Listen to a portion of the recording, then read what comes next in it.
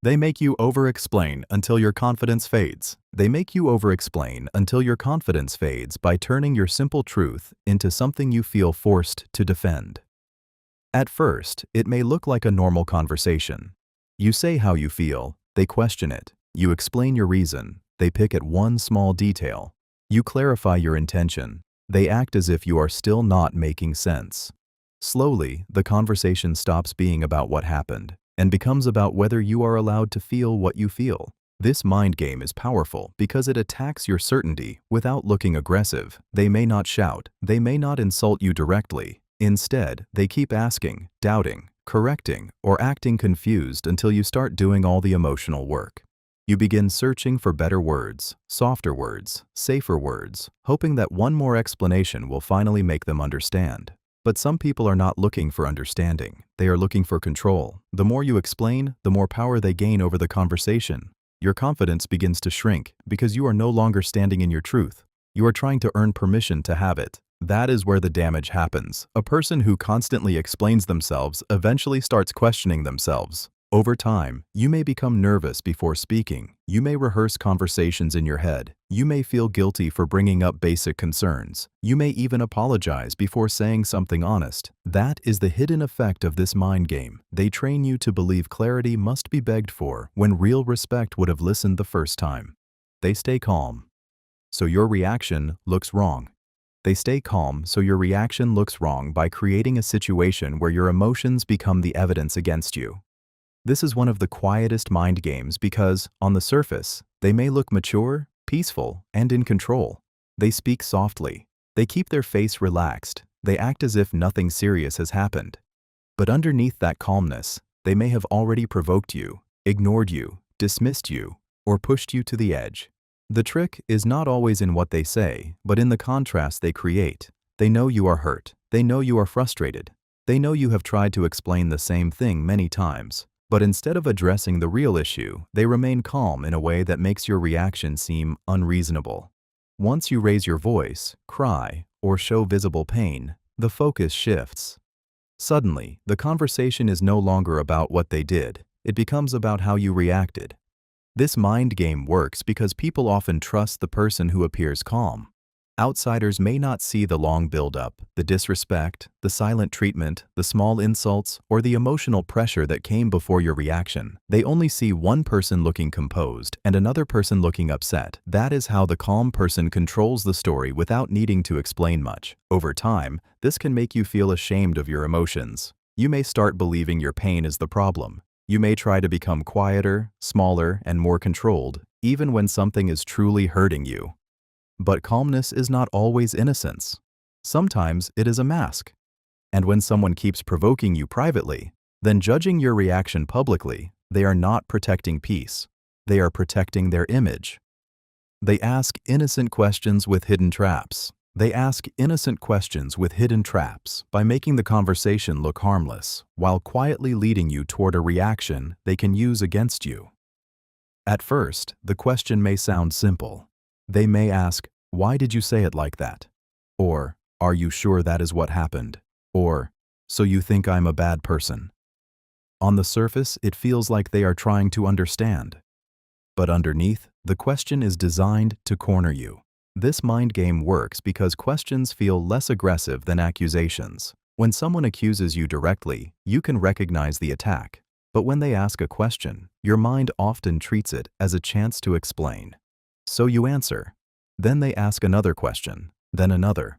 Slowly, they guide you away from the real issue and into a place where every answer can be twisted. The trap is that no answer feels safe. If you say yes, they call you harsh. If you say no, they say you are avoiding the truth. If you explain, they say you are overthinking. If you stay quiet, they say your silence proves something. The question was never meant to open the conversation. It was meant to control it. People use this tactic when they want to appear calm, curious, or reasonable while still applying pressure. They can make you feel like you are being interviewed instead of heard. You start choosing your words carefully, not because you are dishonest, but because you sense danger behind their softness. Over time, these hidden trap questions can make you anxious around certain people. You stop answering freely. You start scanning every question for a hidden meaning. That is the damage. They turn normal conversation into emotional testing, then act surprised when you no longer feel safe speaking openly. They remember your weakness more than your kindness. They remember your weakness more than your kindness by holding on to the moments you were tired, emotional, afraid, confused, or vulnerable, while ignoring the many times you were patient, loving, forgiving, and present. This mind game is painful because it makes you feel like your worst moment has more value than your best intentions. You may have shown up for them many times, supported them quietly, forgiven things that hurt you, and carried emotional weight they never even noticed. But when they want power over you, they do not bring up your kindness, they bring up your weakness. This tactic works because weakness is easy to weaponize. A mistake, a breakdown, a fear, or a moment of honesty can be turned into evidence against your character. They may remind you of the time you cried, the time you reacted, the time you needed reassurance, or the time you admitted something painful. Instead of treating those moments with care, they store them like ammunition. The hidden damage is that you start regretting your vulnerability. You begin to feel unsafe being human around them. You may stop opening up, not because you have nothing to say, but because you know anything you reveal can be used later. That is how this mind game slowly closes your heart. People who truly value you remember your kindness, not just your cracks. They see your effort, not only your exhaustion, but someone playing this game will reduce your whole identity to the moments that make you easiest to control. They want you to feel permanently guilty because guilt makes people easier to manage. Once they convince you that your weakness defines you, they no longer have to appreciate your goodness. You will keep trying to prove it to them. They act confused, so you fix the emotions. They act confused, so you fix the emotions by pretending they do not understand the pain they helped create. Instead of taking responsibility, they make themselves look lost, innocent, or unsure, as if the problem is too complicated for them to grasp. You may explain what hurt you in simple words, but they respond with, "I do not understand why you feel that way," or "I am confused," or "I do not know what you want from me." Suddenly, the emotional weight shifts from what they did to your ability to explain it better. This mind game works because confusion can look harmless. A confused person seems less guilty than a defensive person. So instead of holding them accountable, you start helping them understand. You soften your tone. You repeat yourself. You give examples. You manage their discomfort while ignoring your own. Before long, you are no longer asking for care. You are teaching someone how not to hurt you, even though they already know enough to stop. The painful part is that some people use confusion as a hiding place. They understand more than they admit, but admitting it would require change, apology, or accountability. So they stay vague. They act emotionally helpless. They make you feel responsible for guiding them through the damage they caused. Over time, this can make you exhausted. You begin carrying both your pain and their supposed confusion. You may even feel guilty for being upset because they seem so unaware. But real love does not make you translate the same wound forever. When someone keeps acting confused after you have explained clearly, the issue may not be misunderstanding. It may be avoidance wearing a soft face. They tell half-truths and let your mind suffer. They tell half-truths and let your mind suffer by giving you just enough information to stay confused, but not enough information to feel safe. This mind game is dangerous because it does not always look like lying. A person may admit one small part of the truth while hiding the part that would change everything. They may say, "I talked to them," but leave out how often. They may say, "Nothing happened," but leave out the flirting, the secrecy, or the intention. They may say, "I was busy," but leave out the choice they made to ignore you. Half-truths hurt because they force your mind to become a detective. You feel that something is missing, but you cannot fully prove it. So your thoughts begin filling the empty spaces. You replay their words. You study their tone. You compare old details with new ones. You begin asking yourself if you are being wise or paranoid. That is where the suffering begins. The truth is not fully absent, but it is not fully present either. This tactic works because half-truths give them protection. If you confront them, they can say, "I did tell you," or "You misunderstood me," or "I never lied." But honesty is not only about saying something true, it is also about not hiding what matters. Over time, half-truths damage your peace more than open lies because they keep you trapped between trust and suspicion. You cannot rest, but you also cannot walk away with certainty. That uncertainty becomes emotional punishment. Someone who respects you does not make your mind suffer for clarity. They do not feed you pieces of truth and watch you starve for the rest. They twist details until you doubt yourself. They twist details until you doubt yourself by slowly changing the meaning of what happened, one small piece at a time. It may begin with something simple. You remember what they said, but they insist they said it differently. You remember the tone, but they say you imagined it. You remember how the situation made you feel, but they tell you that you are exaggerating. At first, you may argue because you know what you heard, but after enough twisting, you begin to question your own memory. This mind game is powerful because it does not always attack the whole truth at once. Instead, they adjust tiny parts of the story until the full picture becomes unclear. They may change the order of events, remove important context, deny a specific word, or make your reaction seem bigger than the action that caused it. Before long, you are no longer focused on the original hurt. You are trapped trying to prove basic reality. The emotional damage is deep because your memory is connected to your confidence. When someone constantly challenges what you know happened, you start becoming afraid of being wrong. You may begin saving messages, replaying conversations, or asking others to confirm what you already know.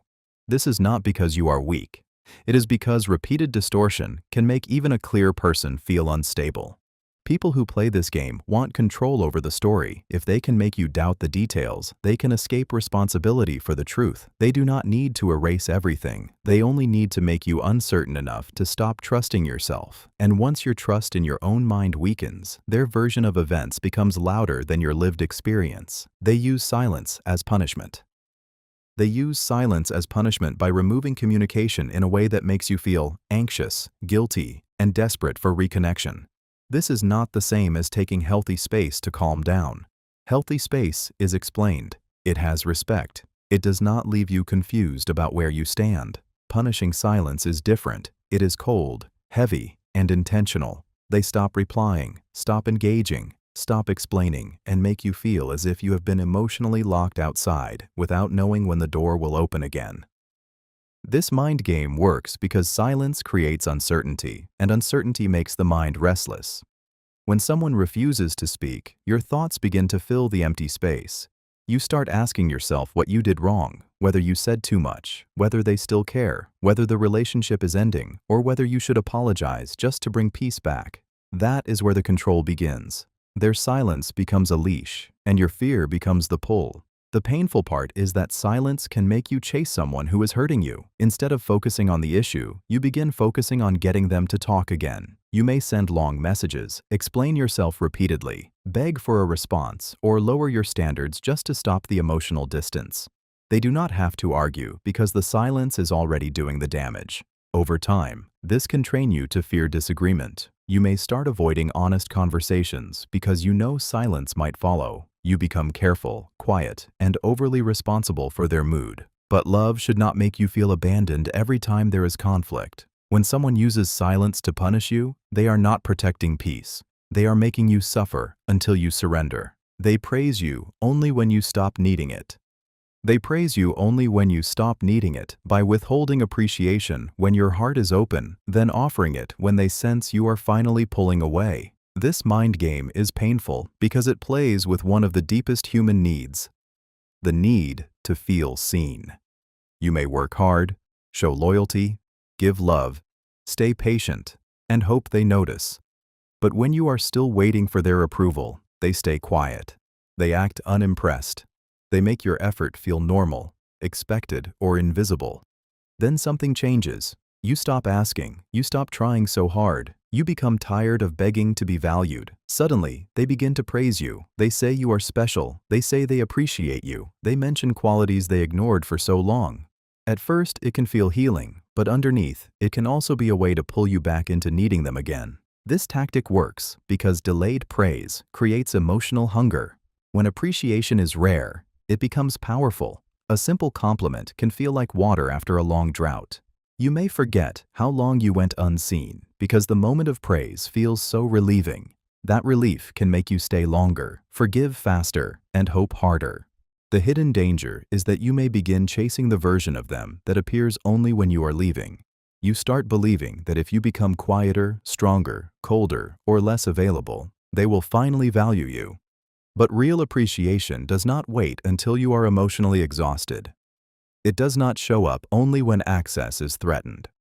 When someone praises you only after you stop needing it, they may not be honoring your worth. They may be protecting their place in your life before you realize you can live without their approval. They pull away so you chase answers. They pull away so you chase answers by creating distance without giving you clear reasons. One moment, they may seem present, warm, interested, or emotionally available. Then suddenly, their energy changes. They reply slower. They become colder. They stop explaining. They act busy, distracted, or detached. Nothing is clearly said, but everything feels different. That uncertainty pulls your mind into a painful search for meaning. This mind game works because unanswered distance creates emotional panic. When someone pulls away without explanation, your brain naturally tries to solve the silence. You start wondering what changed, what you did wrong, what you said too much, whether they met someone else, whether they are testing you, or whether they are losing interest. Instead of asking whether their behavior is fair, you begin asking how to win their closeness back. That is where the control begins. Their distance becomes the center of your attention. You may send longer messages, become extra kind, apologize for things you are not sure you did, or lower your standards just to feel secure again. They do not have to explain themselves because your anxiety starts doing the work for them. The painful part is that pulling away can make you confuse uncertainty with attachment. The less they give, the more your mind craves answers. Their absence becomes louder than their presence ever was. You may start believing the connection is deep simply because it keeps you emotionally unsettled. Over time, this can make you addicted to clarity from someone who keeps creating confusion. You begin measuring your peace by their replies, their tone, and their attention, but real care does not make you chase basic reassurance. When someone keeps pulling away so you chase answers, they are not building mystery. They are teaching you to run after the comfort they keep taking away. They give small attention, so you crave more. They give small attention so you crave more by offering just enough warmth to keep your hope alive, but never enough consistency to make you feel secure. This mind game is dangerous because it does not feel like rejection at first. In fact, it often feels like possibility. They send a sweet message after days of distance. They give a compliment when you are almost tired of waiting. They show interest for a moment, then disappear again. The attention is not steady, but it is powerful because it arrives when your heart is already hungry for it. This tactic works because the human mind attaches strongly to unpredictable rewards. When someone gives affection all the time, you know what to expect. But when they give it randomly, your mind starts waiting for the next moment. You begin checking your phone more often, replaying their words, wondering when they will return to that softer version of themselves.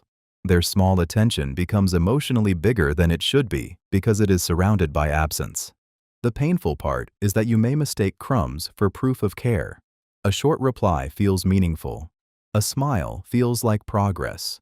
A little kindness feels like a sign that things are changing. But real connection should not make you survive on tiny pieces of attention. It should not leave you starving emotionally while convincing you that one small gesture is enough. Over time, this can make you easier to control because your standards shrink around their inconsistency. You stop asking for steady effort and start celebrating temporary warmth. You start feeling grateful for what should have been normal. When someone gives small attention so you crave more, they are not always building closeness. Sometimes they are training you to live on less while hoping for more. They choose you, then make you compete. They choose you, then make you compete by giving you the feeling of being special first, then slowly making you fight to keep that position. In the beginning, they may make you feel seen, wanted, valued, or different from everyone else. They may tell you things that make you believe you have a unique place in their life. That early attention feels powerful because it gives your heart a sense of security. You think you have been chosen, so you begin to relax. Then the game changes. They start mentioning other people. They compare your effort to someone else's. They give attention to others in ways that make you question your place. They may not say directly that you are competing, but they create the feeling of competition. Suddenly, you are no longer simply loved, respected, or valued. You are trying to remain interesting enough, useful enough, patient enough, attractive enough, or loyal enough to keep the position they once freely gave you. This mind game works because being chosen creates attachment, but competition creates fear. Once someone makes you feel replaceable, you may start doing more than you normally would. You may tolerate disrespect, hide your needs, ignore your discomfort, or work harder to prove your worth. The painful part is that you may not notice how much of yourself you are losing because you are focused on not losing them. Over time, this can make your confidence depend on their attention. You begin measuring your value by how they treat others compared to you. But real care does not make you compete for a place that was given with sincerity. When someone chooses you, then makes you compete, they are not showing your value. They are using your fear of replacement to keep you performing. They use your honesty to control you. They use your honesty to control you by taking the truth you shared in trust and turning it into a tool for influence. At first, it may feel safe. They ask deep questions. They seem interested in your fears, your past, your wounds, your dreams, your insecurities, and the things you rarely tell people. You may think they are trying to understand you. You may feel relieved because someone finally wants to know the real you. So you open up.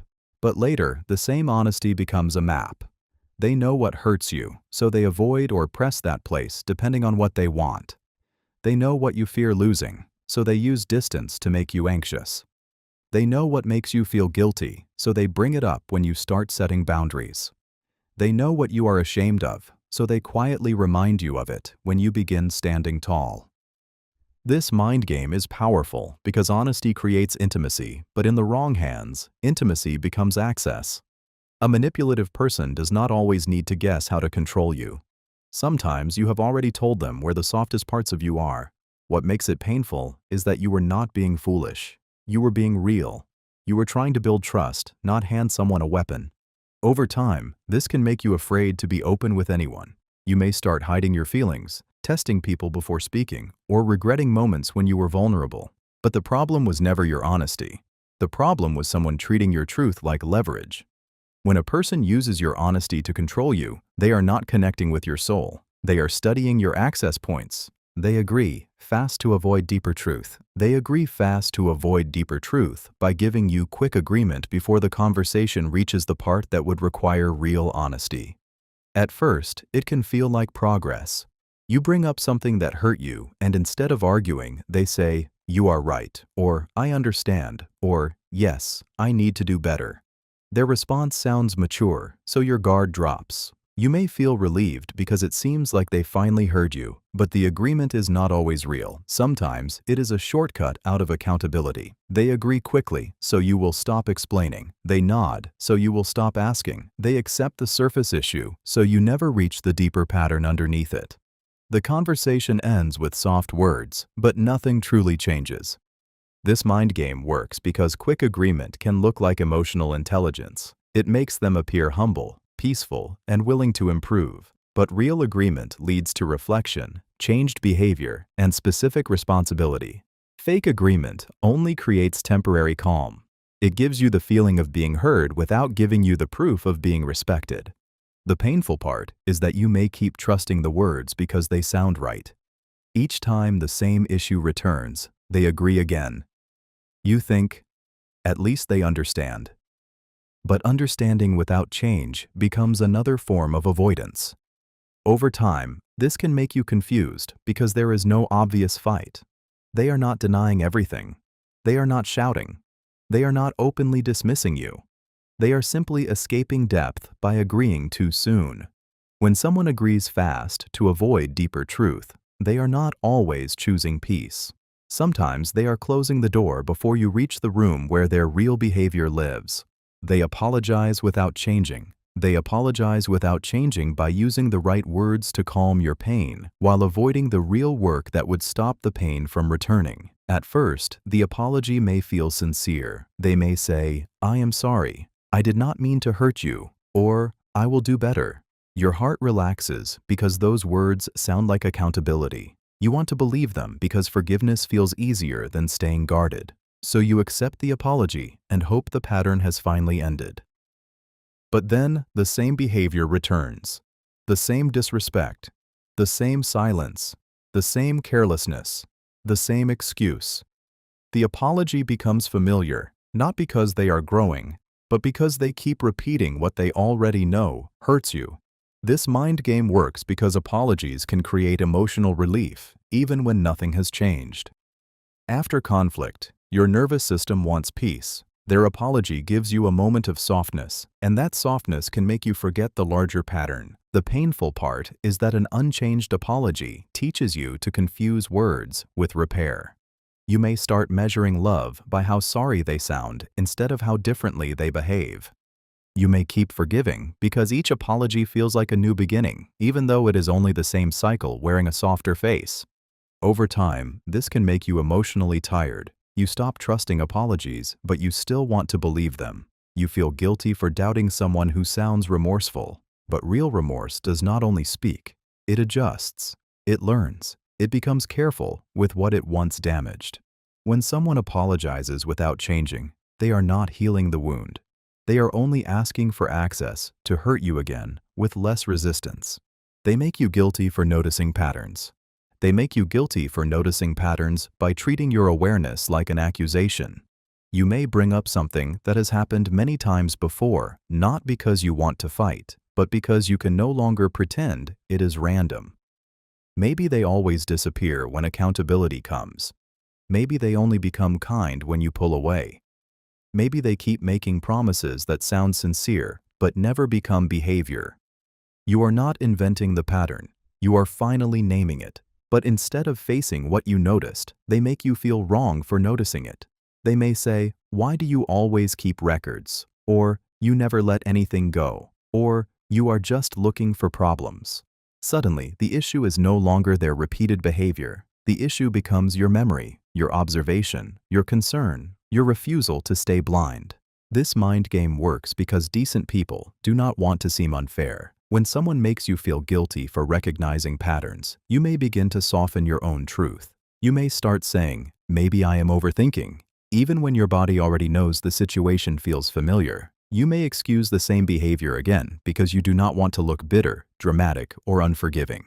The painful part is that patterns are often the truth, speaking quietly over time. One mistake can be forgiven. One bad day can be understood. But repeated behavior reveals intention, habit, or emotional negligence. When someone benefits from your silence, your awareness becomes a threat. Over time, this can make you distrust your own judgment. You stop connecting the dots because you are afraid of what the picture means. But noticing patterns is not cruelty, it is self-protection. And someone who fears your awareness may be afraid of being seen clearly. They call accuracy sensitivity. They call accuracy sensitivity by making your correct observation seem like an emotional weakness.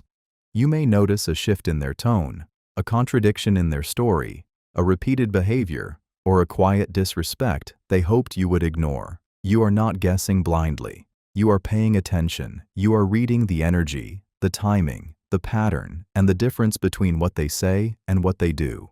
But instead of addressing what you noticed, they attack the fact that you noticed it. This mind game works because the word sensitive can make a truthful person feel ashamed. Once they label you as too sensitive, the focus moves away from their behavior and lands on your emotional reaction. Suddenly, you are no longer discussing the disrespect, the distance, the lie, or the inconsistency. You are defending your right to feel affected by it. That shift is powerful because it makes you question whether your awareness is wisdom or weakness. The painful part is that accurate people often feel things early. They sense when someone's words do not match their energy. They notice when kindness becomes performance. They hear the small change in a voice. They remember details others want forgotten. But when someone benefits from your confusion, your accuracy becomes inconvenient. So they call it sensitivity, hoping you will lower your trust in yourself. Over time, this can make you silence your instincts. You may start ignoring red flags because you do not want to seem dramatic. You may pretend not to notice what is obvious. But being affected by truth does not make you weak. Sometimes, what they call sensitivity is simply your mind refusing to lie to your heart. They create confusion, then act peaceful. They create confusion, then act peaceful by disturbing your emotional balance and pretending they are the calm one afterward.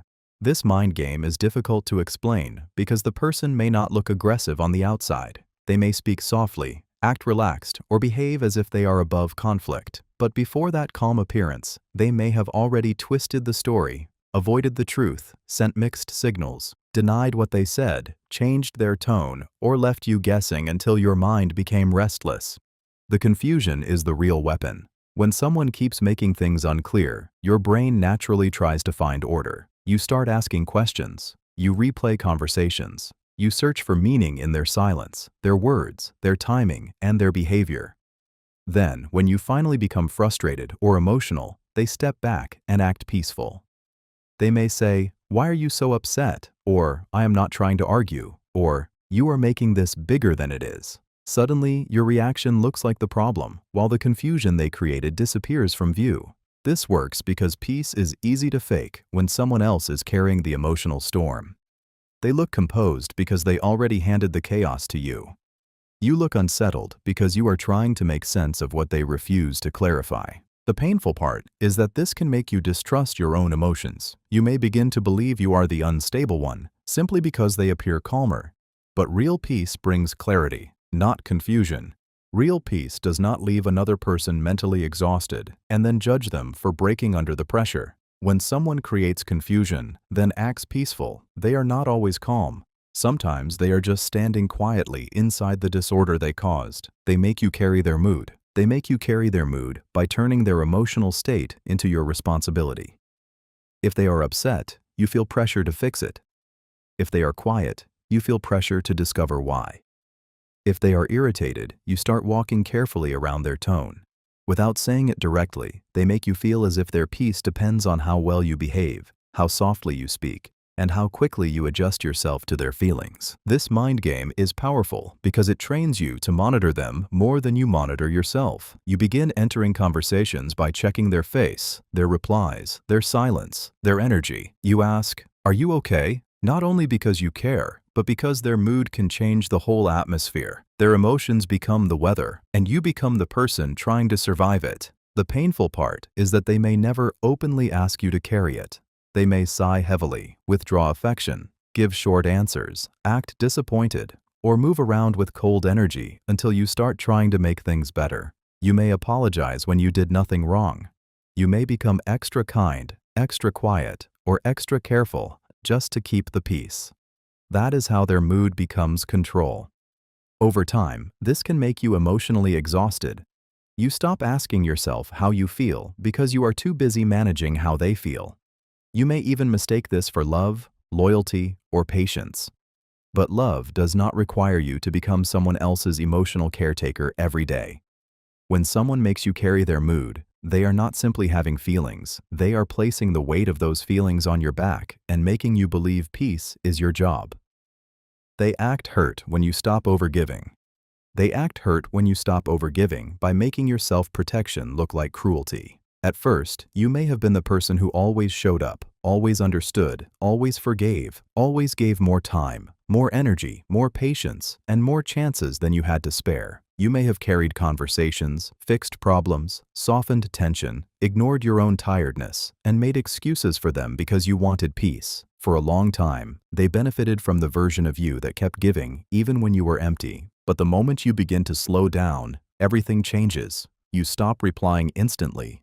You stop saying yes to everything. You stop rescuing them from the consequences of their choices. You stop pretending you are fine when you are not. Suddenly, they act wounded. They may say you have changed, you are cold, you are selfish, or you no longer care. What they really mean is that you are no longer easy to use. This mind game works because overgivers often feel guilty for having limits. They are used to being loved for what they provide, not for who they are. So when someone acts hurt because they stopped receiving unlimited access, the overgiver may panic and start giving again, just to prove they are not a bad person. The painful part is that they may never appreciate how much you gave until you stop. They do not miss your heart first. They miss your availability, your forgiveness, your emotional labor, and the comfort of knowing you would always adjust. But real love does not punish you for needing balance. When someone acts hurt because you stop overgiving, they are not always grieving the loss of connection. Sometimes they are grieving the loss of control. They give enough hope to keep you waiting. They give enough hope to keep you waiting by offering small signs of change, affection, effort, or possibility whenever they sense you are getting tired. This mind game is powerful because it does not completely abandon you, and it does not fully show up for you either. It keeps you trapped in the middle, where your heart is too hurt to feel safe, but too hopeful to fully leave. They may promise that things will get better. They may say they are trying. They may become kind for a few days after hurting you. They may send a message that sounds sincere right when you are ready to stop caring. They may speak about the future, mention what could happen, or remind you of the good moments, just enough to make you believe the painful season is almost over. The trap is that hope can feel like proof, even when nothing real has changed. You start holding on to words, moods, apologies, and temporary softness. You tell yourself, maybe this time is different. You begin waiting for the version of them that appears only in small flashes. Those flashes become powerful because they give your heart something to survive on. Over time, waiting becomes part of your identity in the connection. You wait for consistency. You wait for clarity. You wait for effort. You wait for them to finally become the person they keep suggesting they can be. Meanwhile, your own life, peace, and confidence keep getting delayed. When someone gives enough hope to keep you waiting, they are not always promising a future. Sometimes they are extending your patience without earning it. They know that as long as you believe something better is coming, you may continue accepting what is hurting you right now. They turn kindness into debt. They turn kindness into debt by doing something good for you, then quietly making you feel owned by it. At first, the kindness may seem genuine. They help you, support you, give you time, offer a favor, or show up when you need something. You may feel grateful because their action looks caring. But later, that same kindness begins to carry a hidden price. It is no longer a gift. It becomes a receipt they keep waiting to present. This mind game works because kind gestures create emotional obligation. A decent person naturally wants to appreciate help, return love, and remember who was there for them. Manipulative people understand this. They know that if they do something for you, they can later use your gratitude to control your choices. They may remind you of what they did whenever you say no, set a boundary, disagree, or stop giving them unlimited access. The painful part is that they make you feel ungrateful for wanting freedom. You may start thinking, after everything they did for me, maybe I should not complain. That thought becomes the trap. Their past kindness begins to silence your present discomfort. You may tolerate disrespect because you feel indebted. You may ignore your needs because you do not want to seem selfish. Real kindness does not keep score in secret. It does not help you today, so it can control you tomorrow. But when someone turns kindness into debt, they are not giving from love. They are investing in future control. They want their good deed to become a chain around your conscience. So every time you try to choose yourself, guilt pulls you back into their hands. They call consistency drama. They call consistency drama by making your need for stable behavior sound like an emotional problem. You may not be asking for anything extreme. You may only want honesty, steady communication, respect, follow-through, or the same energy they gave you in the beginning. But instead of admitting that their behavior keeps changing, they make it seem like you are creating unnecessary tension. They say you are doing too much. They say you are always complaining. They say you are turning small things into big issues. This mind game works because it makes normal needs feel embarrassing. When someone labels your request for consistency as drama, you may begin to question whether you are asking for too much. You may start lowering your expectations just to avoid looking difficult. Instead of saying, "I need steadiness," you begin saying, "Maybe I should not bring this up." That silence becomes useful to them. The painful part is that inconsistent people often enjoy the benefits of your patience while refusing the responsibility of their own behavior. They want access without reliability. They want forgiveness without change. They want you to adjust to their mood, timing, distance, and excuses. But they do not want to be questioned about the emotional confusion they create. Over time, this can make you afraid to ask for basic respect. You start treating consistency like a luxury instead of a foundation. You may even feel guilty for wanting someone's words and actions to match, but consistency is not drama. It is safety. It is how trust breathes. When someone calls consistency drama, they are not always protecting peace. Sometimes they are protecting their freedom to stay unpredictable while making you feel wrong for needing stability. They test boundaries quietly. They test boundaries quietly by crossing small lines first, just to see what you will allow. They may not start with obvious disrespect. Instead, they begin with tiny things that are easy to excuse. They interrupt you and watch if you speak up. They make a joke at your expense and wait to see if you laugh it off. They ask for something unreasonable in a soft voice. They ignore one small request, then study whether you mention it again. This mind game works because quiet boundary testing does not look serious at first. You may tell yourself it is not worth making a big issue. You may think they did not mean it. You may let it pass because you do not want to seem difficult. But to someone who wants control, your silence is information. Every time they cross a small line and you say nothing, they learn where the next line might be weaker. The painful part is that they often increase slowly. What begins as a harmless comment becomes regular disrespect. What begins as a small favor becomes expectation. What begins as one ignored boundary becomes a pattern where your comfort no longer matters.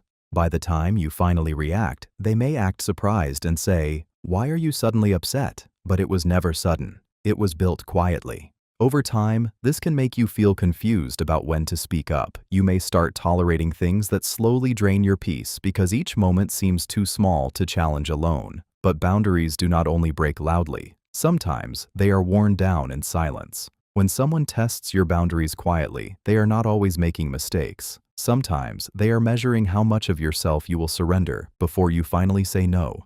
They disappear, then return casually. They disappear, then return casually by leaving you in confusion, then coming back as if nothing happened. One moment, they may be present, responsive, warm, or involved. Then suddenly, they go quiet. They stop replying properly. They become unavailable without explanation. They leave your messages hanging, your questions unanswered, and your mind trying to understand what changed.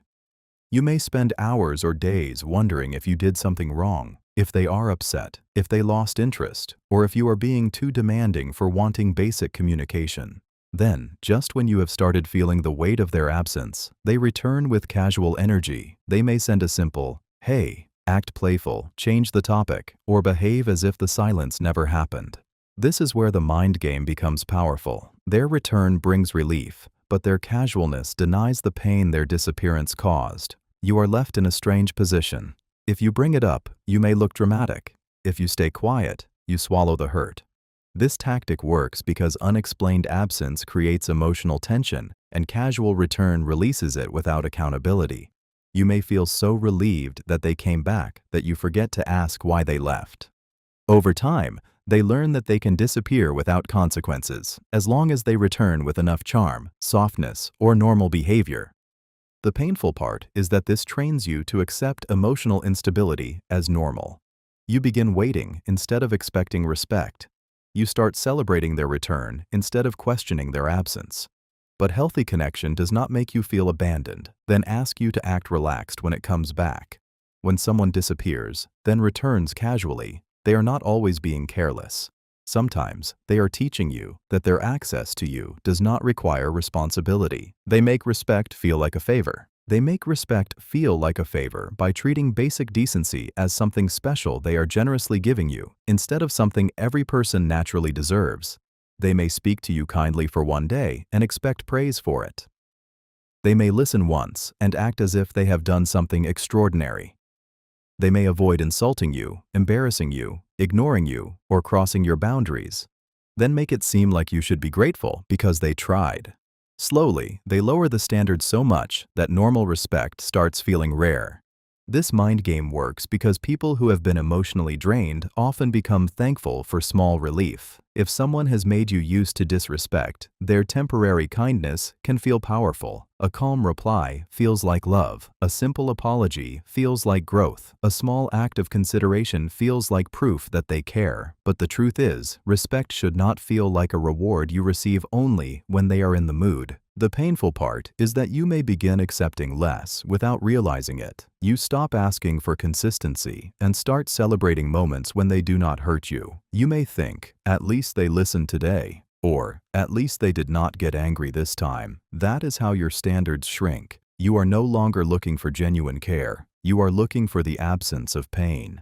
Over time, this can make you feel guilty for wanting more. But respect is not a luxury. It is not a prize. It is not something someone should use to make you feel indebted. When someone makes respect feel like a favor, they are not giving you love. They are making the bare minimum look like generosity, so you stop expecting what you always deserved. They explain deeply, but answer nothing. They explain deeply, but answer nothing by using many words to create the feeling of honesty without giving you the clarity you actually asked for. You may ask a simple question, but instead of giving a direct answer, they begin talking around it.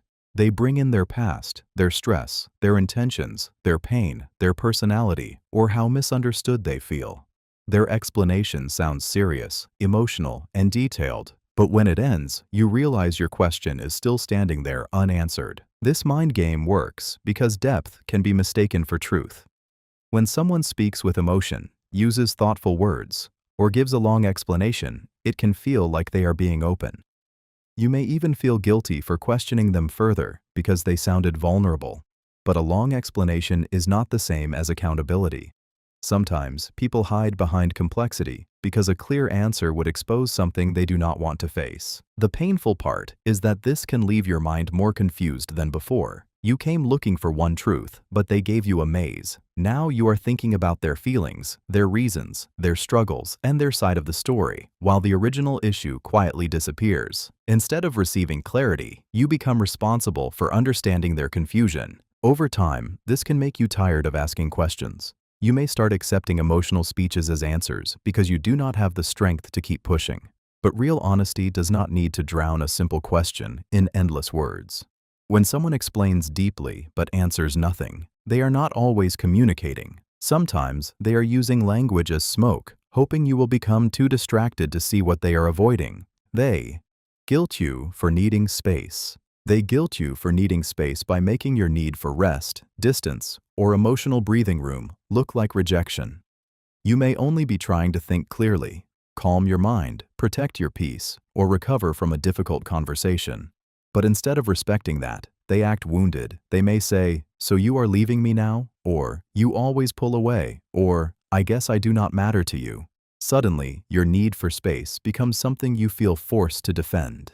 This mind game works because caring people do not want to hurt others. When someone frames your space as abandonment, you may start feeling selfish for needing it. You may return before you are ready, explain more than necessary, or stay in conversations that are draining you just to prove you still care. That is how they turn your boundary into guilt. The painful part is that healthy space is not cruelty. Sometimes it is the only way to stop a conversation from becoming more painful. Sometimes distance helps you understand your feelings before you speak from exhaustion. But a person who benefits from your constant availability may treat your space like a threat because your silence gives you power again. When you step back, you stop reacting. You stop explaining. You stop feeding the emotional cycle. Over time, this can make you afraid to rest from people. You may feel pressured to respond instantly, stay emotionally open, or keep giving reassurance even when you are tired. But love should not punish you for needing room to breathe. When someone guilts you for needing space, they are not always asking for closeness. Sometimes, they are trying to keep access to you before you remember that peace is allowed. They mistake patience for permission. They mistake patience for permission by assuming your quiet endurance means you are willing to keep accepting the same behavior. At first, you may choose patience because you care. You give them time to understand. You forgive one mistake. You ignore one careless comment. You wait for them to grow, adjust, or recognize how much their actions affect you. Your patience may come from love, maturity, or the hope that things can still become better. But some people do not see patience as grace. They see it as an opening. Because you did not react strongly the first time, they think they can repeat it. Because you forgave once, they assume forgiveness is guaranteed. Because you stayed calm, they believe the damage was small. Slowly, your kindness becomes their comfort zone, and your silence becomes the permission they never actually received. This mind game works because patient people often give chances longer than they should. They try to understand the reason behind the behavior. They tell themselves, maybe they are stressed, or maybe they did not mean it, or maybe this time will be different. But while you are trying to be fair, they may be learning how far they can go without losing access to you. The painful part is that patience can become a trap when it is given to someone who refuses to respect it. You may think you are protecting peace, but they may be studying your limits. Over time, you begin to feel unseen because the more understanding you offer, the less careful they become. Patience is not weakness. It is not consent. It is not an invitation to repeat pain. When someone mistakes patience for permission, they are not appreciating your grace. They are using it as proof that consequences can be delayed forever. They act helpless, so you rescue them. They act helpless, so you rescue them by making their problems look too heavy for them to handle, even when they are capable of doing more than they admit. At first, it may touch your heart. They seem overwhelmed, lost, tired, confused, or emotionally broken. You feel needed. You feel important. You feel like your care can make a difference. So you step in. You solve, explain, comfort, guide, forgive, arrange, remind, and carry what they should be learning to carry for themselves. This mind game works because helplessness can look like vulnerability. A truly vulnerable person wants support while still trying to grow, but a manipulative person may use helplessness to avoid responsibility. They may say, "I do not know what to do," every time action is required. They may act too weak to apologize properly, too confused to change, too hurt to be accountable, or too overwhelmed to respect your boundaries. Slowly, their helplessness becomes a way to make you feel guilty for expecting effort from them. The painful part is that rescuing someone can feel like love, especially if you are used to being valued for how much you give. You may start believing that if you stop helping, everything will fall apart. That belief keeps you trapped in a role where their life becomes your burden and their growth becomes your assignment. Over time, you may become exhausted, resentful, and emotionally drained while they remain comfortable being saved. They do not have to grow because you keep softening the consequences. They do not have to stand because you keep carrying them. When someone acts helpless, so you rescue them, they are not always powerless. Sometimes they have learned that your compassion is the easiest place to hide from responsibility. They ask for honesty, then punish it. They ask for honesty, then punish it by inviting your truth only to make you regret speaking. At first, they may sound open and mature. They may say, "Tell me how you really feel," or "Be honest with me," or "I want the truth." Their words make you believe the conversation is safe. So you stop hiding. You speak carefully. You explain what hurt you, what confused you, what you need, or what you have been holding back. But once your honesty reaches them, their attitude changes. They become cold. They act offended. They withdraw. They twist your words. They bring up your flaws. They say you are attacking them, disrespecting them, or making everything difficult. Suddenly, the honesty they asked for becomes the reason they punish you. This mind game works because it teaches you that truth has consequences when spoken to the wrong person. The painful part is that you may start blaming yourself for being honest. You may think you should have stayed quiet, softened your words, or protected their feelings more. Instead of noticing that they created an unsafe space, you begin editing yourself. You learn to speak in smaller pieces. You hide the deeper truth. You pretend things are fine because honesty now feels dangerous. Over time, this can make you emotionally lonely even when you are close to someone. You may be in the same room with them, but your real thoughts are locked away. That is the damage. They asked for honesty not because they wanted truth, but because they wanted control over what truth you were allowed to say. When someone asks for honesty, then punishes it, they are not seeking openness. They are testing whether your truth will bow to their comfort. They make you defend your feelings. They make you defend your feelings by treating your emotions like accusations that must be proven before they are respected. You may say, "That hurt me," and instead of listening, they ask why. You explain why, and they challenge your reason. You give an example, and they say you misunderstood. You describe the pattern, and they say you are making it bigger than it is. Before you know it, you are no longer expressing pain. You are standing trial for having it. This mind game works because feelings are personal, but they make you argue as if your emotions need outside permission to exist. They shift the conversation away from care and into debate. Instead of asking, "What made you feel that way?" with real concern, they ask questions that make you feel foolish for being affected. Their goal is not always to understand you.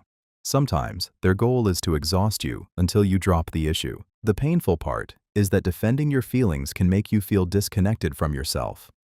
You start searching for perfect words, perfect timing, perfect evidence, and perfect calmness before you speak. You may even begin hiding your hurt because you do not have the strength to explain it again. This is how emotional invalidation becomes control. They do not have to deny your entire experience. They only have to make you tired of bringing it up. Over time, you may start believing your emotions are problems instead of signals. You may apologize for being hurt, soften the truth, or pretend you are fine just to avoid another emotional courtroom. But feelings are not always arguments. Sometimes they are warnings. When someone constantly makes you defend your feelings, they are not creating understanding. They are making your pain fight for permission to be real. They make you prove your pain. They make you prove your pain by refusing to accept that something hurt you unless you can present it in a way that satisfies them. You may tell them you felt ignored, disrespected, embarrassed, abandoned, or emotionally drained, but instead of caring about the pain itself, they demand evidence. They ask what exactly they did, when exactly it happened, why it affected you so much, and whether you are sure you are not exaggerating. Suddenly, your wound is not being comforted. It is being questioned. This mind game works because it turns emotional pain into a debate. Instead of responding with empathy, they make you gather proof like you are defending a case in court. You begin searching your memory for dates, words, tones, patterns, and examples. You feel pressure to explain your hurt perfectly because if you miss one detail, they may use it to dismiss everything. That pressure can make you feel even smaller than the original pain did. The painful part is that real pain does not always arrive with perfect evidence. Sometimes it is the repeated tone. Sometimes it is the emotional distance. Sometimes it is the way someone makes you feel unsafe, unseen, or unimportant again and again. But people who do not want accountability often pretend that pain is only valid when it is measurable. Over time, this can make you distrust your own hurt. You may start thinking, "Maybe I do not have enough proof," even when your heart is exhausted. But pain should not have to perform before it is respected. When someone makes you prove your pain, they are not trying to understand it. They are looking for a loophole that lets them escape responsibility. They use your past to silence you. They use your past to silence you by bringing up who you were, what you did, or what you survived whenever your present truth becomes too strong for them. You may be trying to talk about something they did today, but they drag the conversation backward. They remind you of an old mistake, an emotional season, a time you reacted badly, or a version of yourself you have worked hard to grow beyond. Suddenly, the issue is no longer their behavior. The issue becomes your history. This mind game works because the past can carry shame. If they know what you regret, they can use it to weaken your confidence. If they know where you once failed, they can make you feel unqualified to speak. You may start thinking, "Maybe I have no right to complain," or "Maybe I should stay quiet because I was not perfect either." That is exactly where they want you, trapped between guilt and silence. The painful part is that growth should not become something people use against you. Everyone has chapters they would not repeat. Everyone has moments they handled poorly. But your past does not cancel your right to recognize disrespect in the present. A mistake you made before does not give someone permission to hurt you now. Over time, this tactic can make you afraid to stand up for yourself. You may keep accepting things because you feel permanently indebted to your old flaws. But accountability is not a weapon that only points at you. When someone uses your past to silence you, they are not seeking fairness. They are using old guilt as a lock, hoping you will stay quiet while they avoid facing what they are doing now. They keep you explaining instead of seeing. They keep you explaining instead of seeing by pulling your attention away from the pattern and trapping you inside endless clarification. You may notice something clearly. Their behavior changes. Their words do not match their actions. Their apology does not lead to growth. Their promises keep repeating without proof. For a moment, you can see the truth plainly. But before you can trust what you see, they make you explain it again. This mind game works because explanation can become a distraction. Instead of observing the situation from a distance, you are dragged back into defending your feelings, your memory, your tone, your reasons, and your right to be concerned. You start answering questions that do not actually solve anything. You explain why you are hurt, why you noticed, why it matters, why it keeps happening, and why you are not trying to attack them. Meanwhile, the real pattern remains untouched. The painful part is that explaining feels productive when you still hope someone will understand. You believe that if you find the right words, they will finally see what you see. But some people are not waiting for better words. They are using your explanations to keep you emotionally busy. As long as you are explaining, you are not stepping back. As long as you are defending, you are not deciding. Over time, this can make you mentally exhausted. You may feel like every conversation goes in circles, yet nothing becomes clearer. That is the trap. They keep your mind occupied with proving what your instincts already know. When someone keeps you explaining instead of seeing, they are not always confused. Sometimes, they know that the moment you stop explaining, you may finally recognize the truth and choose yourself. They look kind publicly, careless privately. They look kind publicly, careless privately by creating a version of themselves that everyone else admires, while giving you a completely different version behind closed doors. In front of others, they may be patient, generous, thoughtful, funny, respectful, and emotionally controlled. They may speak warmly, help people quickly, smile easily, and make everyone believe they are safe to be around. People may even tell you how lucky you are to know them. But privately, the mask changes. They may ignore your feelings, dismiss your needs, speak carelessly, break promises, withdraw affection, or treat your pain like an inconvenience. This mind game is painful because it makes you feel trapped between two realities. The world sees their kindness, but you experience their carelessness. And because their public image is so polished, you may struggle to explain what is really happening without sounding unfair. This tactic works because public kindness builds protection. When someone is loved by others, your pain becomes harder to believe. If you speak up, people may say, "But they are so nice," or "I cannot imagine them doing that." That doubt can make you question yourself. You begin wondering if you are the problem, if you are expecting too much, or if you are the only person who brings out their cold side. Over time, this can make you feel lonely in your own truth. You may start hiding the private pain because their public reputation makes your experience feel invisible. But kindness that only appears in front of an audience is not true character. Real character is how someone treats you when there is no one watching, no image to protect, and no applause to gain. When someone looks kind publicly but careless privately, they are not always kind. Sometimes, they are only careful with witnesses. They compliment with hidden insults. They compliment with hidden insults by wrapping criticism in words that sound kind at first, but leave a sting after they land. They may say, "You look good today, you should dress like this more often," or "You are smarter than people expect," or "You are actually pretty when you try." On the surface, it sounds like praise, but underneath, there is a quiet message that something about you is usually not enough. This mind game works because it creates confusion. A direct insult is easy to recognize, but a compliment with a hidden insult makes you pause. You wonder if you should feel grateful or hurt. You may even smile in the moment because the words came dressed as kindness, but later, your mind keeps replaying them. That delayed pain is part of the power. They get to wound you while still pretending they were being nice. The painful part is that these comments slowly train you to seek approval from someone who keeps lowering your confidence. You begin paying attention to what they praise because you want to avoid what they criticize. If they compliment you only when you look, speak, behave, or perform a certain way, you may start shaping yourself around their approval without realizing it. Over time, hidden insults can make you feel insecure in places where you once felt natural. You may start questioning your appearance, intelligence, personality, choices, or worth because their praise always leaves a shadow behind it. But real compliments do not make you feel smaller after you think about them. When someone compliments with hidden insults, they are not simply being honest, they are giving you a little approval while planting a little doubt, so you keep reaching for more. They pretend not to understand exposure. They pretend not to understand exposure by acting confused the moment their real behavior starts becoming visible. You may finally point out the pattern. You may say clearly, "This is what you keep doing," or "This is how you make me feel," or "You are avoiding responsibility." For a moment, the truth is no longer hidden. The mask begins to slip.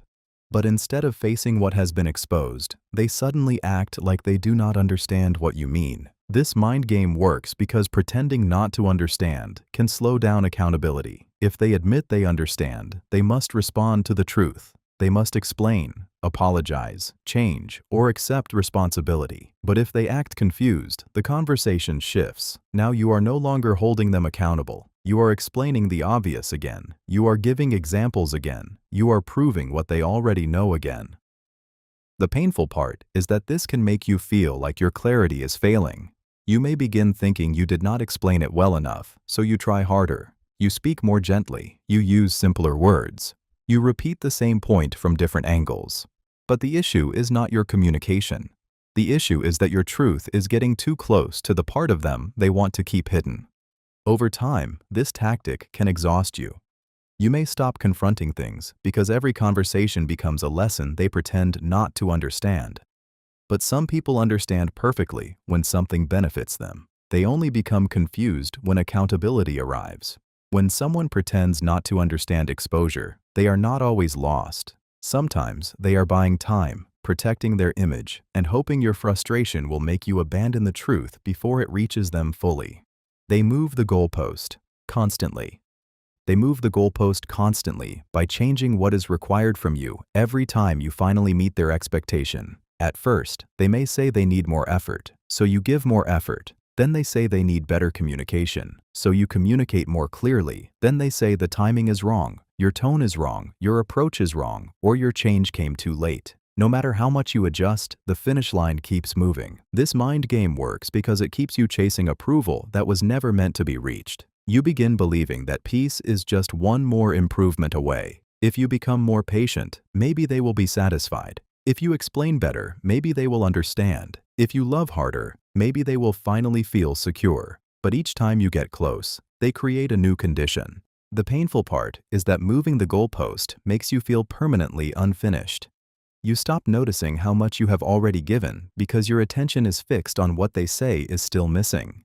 They make you feel like the problem is your effort, when the real issue is that their standard keeps changing to keep you beneath them. Over time, this can drain your confidence. You may become obsessed with proving yourself to someone who has already decided not to be satisfied. You keep trying to earn fairness, affection, peace, or respect, but the rules keep shifting in their favor. When someone moves the goalpost constantly, they are not always helping you grow. Sometimes they are keeping you busy with self-improvement, so you never notice their lack of accountability.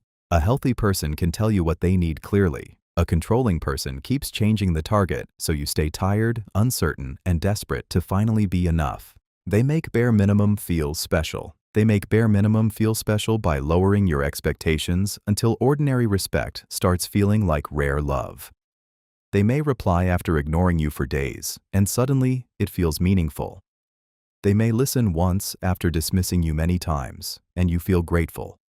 They may apologize in a simple sentence after hurting you repeatedly, and your heart treats it like a breakthrough. This is how the bare minimum becomes powerful. It arrives after emotional lack, so it feels bigger than it really is. This mind game works because deprivation changes perception. When someone gives you steady care, you do not panic over every small gesture. But when someone makes you used to distance, confusion, disrespect, or inconsistency, even the smallest kindness can feel like proof that things are improving. You start celebrating what should have been normal from the beginning. The painful part is that you may begin defending them because of tiny moments of goodness. You say, "But they checked on me yesterday," or "They were nice this morning," or "They did apologize."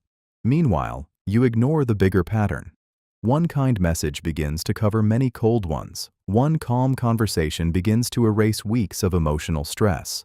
One small effort begins to excuse a long history of neglect. Over time, this can shrink your standards without you noticing. You stop asking for reliability and start hoping for moments. You stop expecting care and start surviving on signs. Your heart becomes trained to feel thankful for emotional crumbs. But real love does not make basic respect feel extraordinary. Real care is not shocking when it appears. When someone makes bare minimum feel special, they are not always becoming better. Sometimes, they have simply given you so little for so long that normal behavior now feels like a gift. They stay vague to deny blame. They stay vague to deny blame by refusing to speak clearly enough for their words to be held against them later. They may give unclear answers, soft promises, unfinished explanations, or statements that can mean many things at once. They say, "We will see. I did not mean it like that. You know how I am." Or, "That is not exactly what I said." At first, it may seem like they are just bad at communicating. But sometimes, vagueness is not confusion, it is protection. This mind game works because clear words create responsibility. When someone says exactly what they mean, they can be questioned later. But when they stay vague, they leave themselves escape routes. If you believe one meaning, they can deny it. If you expect follow-through, they can say they never promised. If you feel hurt, they can claim you misunderstood. Their lack of clarity becomes a hiding place. The painful part is that vague people can keep you emotionally attached without giving you anything solid to trust. You may keep waiting because their words sounded close to commitment. You may keep hoping because their tone suggested care. You may keep forgiving because they never openly said something cruel enough to prove your pain. That uncertainty keeps you trapped. Over time, this can make you question your own understanding. You start replaying conversations, wondering whether you heard them correctly or expected too much. But real respect does not force you to decode everything. When someone stays vague to deny blame, they are not always being careful with words. Sometimes they are avoiding the kind of clarity that would make them responsible for how they affect you. They make normal questions feel dangerous. They make normal questions feel dangerous by reacting to simple curiosity as if it is an attack. You may ask where they were, why their tone changed, what they meant by something, or why a promise was not kept. These are not extreme questions. They are normal questions that come from needing clarity, respect, or emotional safety. But instead of answering calmly, they become irritated, defensive, cold, sarcastic, or suddenly wounded. Their reaction teaches you that asking anything may cost you peace. This mind game works because fear can silence curiosity. Once someone makes you feel punished for asking, you begin editing yourself before speaking. You wonder if the question will start an argument. You wonder if they will withdraw, accuse you, mock you, or turn the issue back on you. Slowly, you stop asking what you need to know. You start choosing silence over clarity because silence feels safer than their response.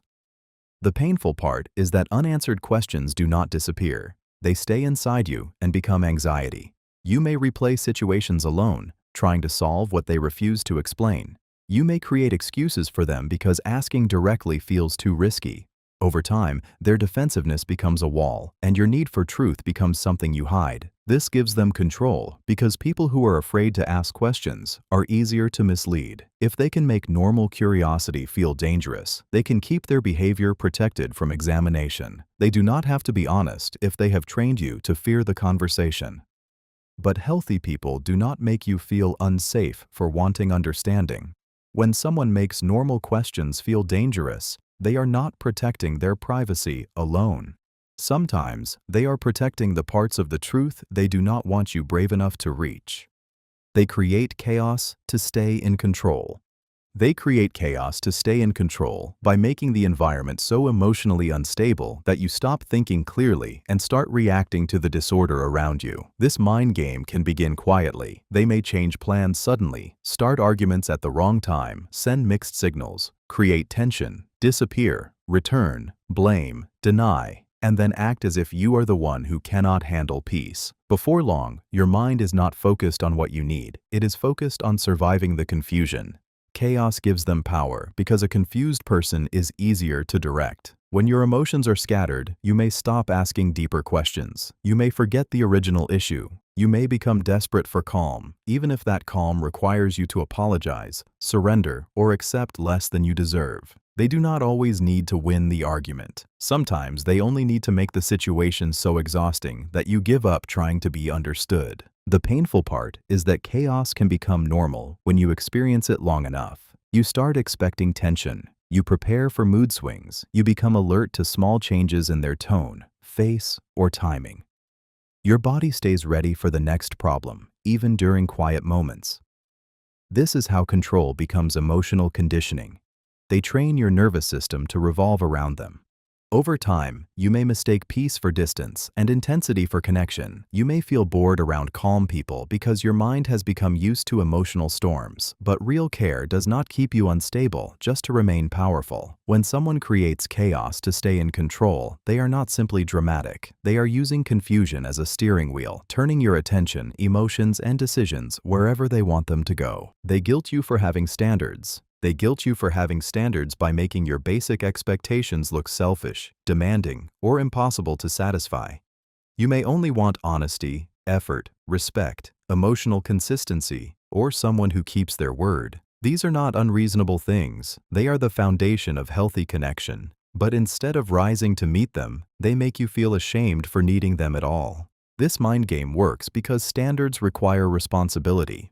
When you have standards, people cannot treat you any kind of way and still expect full access to you. They cannot keep hurting you and call it normal. They cannot keep giving excuses and expect you to stay silent. So instead of changing, they attack the standard itself. They may say, "You expect too much," or "Nobody is perfect," or "You are too hard to please." Slowly, they try to turn your self-respect into guilt. The painful part is that caring people often question themselves. You may start wondering if your needs are truly too much. You may lower your expectations to avoid being called difficult. You may accept less effort, less honesty, and less care just to prove you are understanding. That is how guilt becomes control. It convinces you to betray yourself so someone else can stay comfortable. Over time, this can make you afraid to ask for what you know you deserve. You begin treating standards like a burden instead of protection. But standards are not cruelty. They are the lines that protect your peace, dignity, and emotional safety. When someone guilts you for having standards, they are not always hurt by your expectations. Sometimes they are threatened by the fact that your standards expose the low effort they were hoping you would keep accepting. They call your boundary an attack. They call your boundary an attack by making your self-protection look like something you are doing against them. You may calmly say you need space. You cannot keep accepting disrespect. You are not available at a certain time, or you no longer want to discuss something that keeps hurting you. Instead of hearing the boundary as a limit, they treat it like punishment.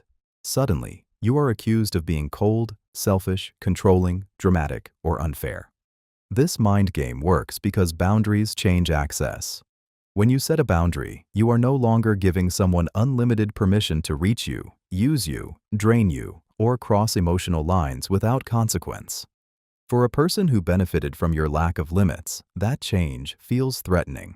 So they attack the boundary, not because it is wrong, but because it interrupts their comfort.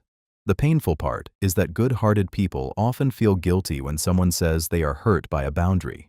You may start explaining too much, softening your words, apologizing for needing protection, or removing the boundary completely just to prove you are not cruel. That is where they regain control. They make you choose between being liked and being safe. Over time, this can make you afraid to protect yourself. You may keep tolerating things that disturb your peace because you do not want to be accused of hurting anyone. But a boundary is not an attack. It is not revenge. It is not a threat. It is a line that says your peace also matters. When someone calls your boundary an attack, they are not always wounded by your limit. Sometimes they are angry that your limit exposes how much they depended on your silence, your access, and your fear of disappointing them. They use forgiveness to minimize damage. They use forgiveness to minimize damage by treating your decision to forgive as proof that what happened was not serious. At first, forgiveness may come from your heart. You may forgive because you want peace, because you believe people can grow, because you do not want bitterness to control you, or because you still care about the connection. But instead of respecting the grace you gave, they use it to shrink the weight of what they did. This mind game works because forgiveness can be misunderstood as permission to move on without repair. Once you forgive, they may act as if the conversation is finished. They may say, "But you already forgave me," or "Why are you still bringing this up?" or "I thought we were past this." Suddenly, your healing process becomes an inconvenience to them. They want the benefit of forgiveness without the responsibility of rebuilding trust. The painful part is that forgiveness does not erase memory. It does not automatically remove fear, disappointment, or the need for changed behavior. You can forgive someone and still need time. You can forgive and still have questions. You can forgive and still require boundaries. But a manipulative person may treat your forgiveness like a reset button that clears their consequences. Over time, this can make you afraid to forgive because you know they may use it against you. You may feel pressured to act fine before you truly are. You may silence your pain because they accuse you of holding the past over them. But forgiveness is not denial. It is not pretending the wound was small. When someone uses forgiveness to minimize damage, they are not honoring your mercy. They are trying to escape the truth that being forgiven does not mean being trusted the same way again. They create emergencies when ignored. They create emergencies when ignored by turning your absence into a crisis they expect you to solve immediately. The moment you stop replying quickly, stop giving attention, stop rescuing them, or stop making yourself available, something suddenly becomes urgent. They may send dramatic messages, act helpless, bring up a problem, create emotional panic, or make you feel like something terrible will happen if you do not respond.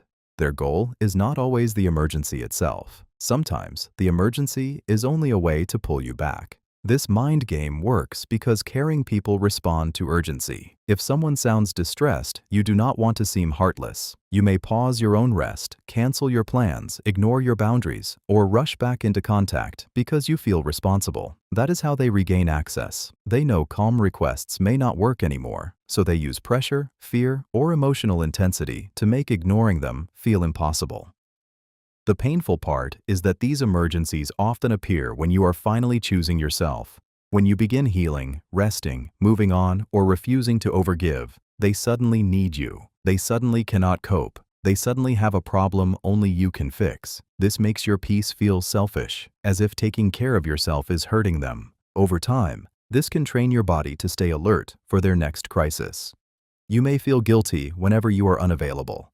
You may struggle to relax because part of you expects another message, another problem, another emotional demand. But real need does not constantly appear only when control is slipping. When someone creates emergencies when ignored, they are not always in danger. Sometimes they are using crisis as a hook, hoping your compassion will drag you back into a role your healing was helping you leave. They make loyalty mean silence. They make loyalty mean silence by convincing you that speaking up is betrayal. You may notice something wrong, feel hurt by their behavior, or see a pattern that needs to be addressed.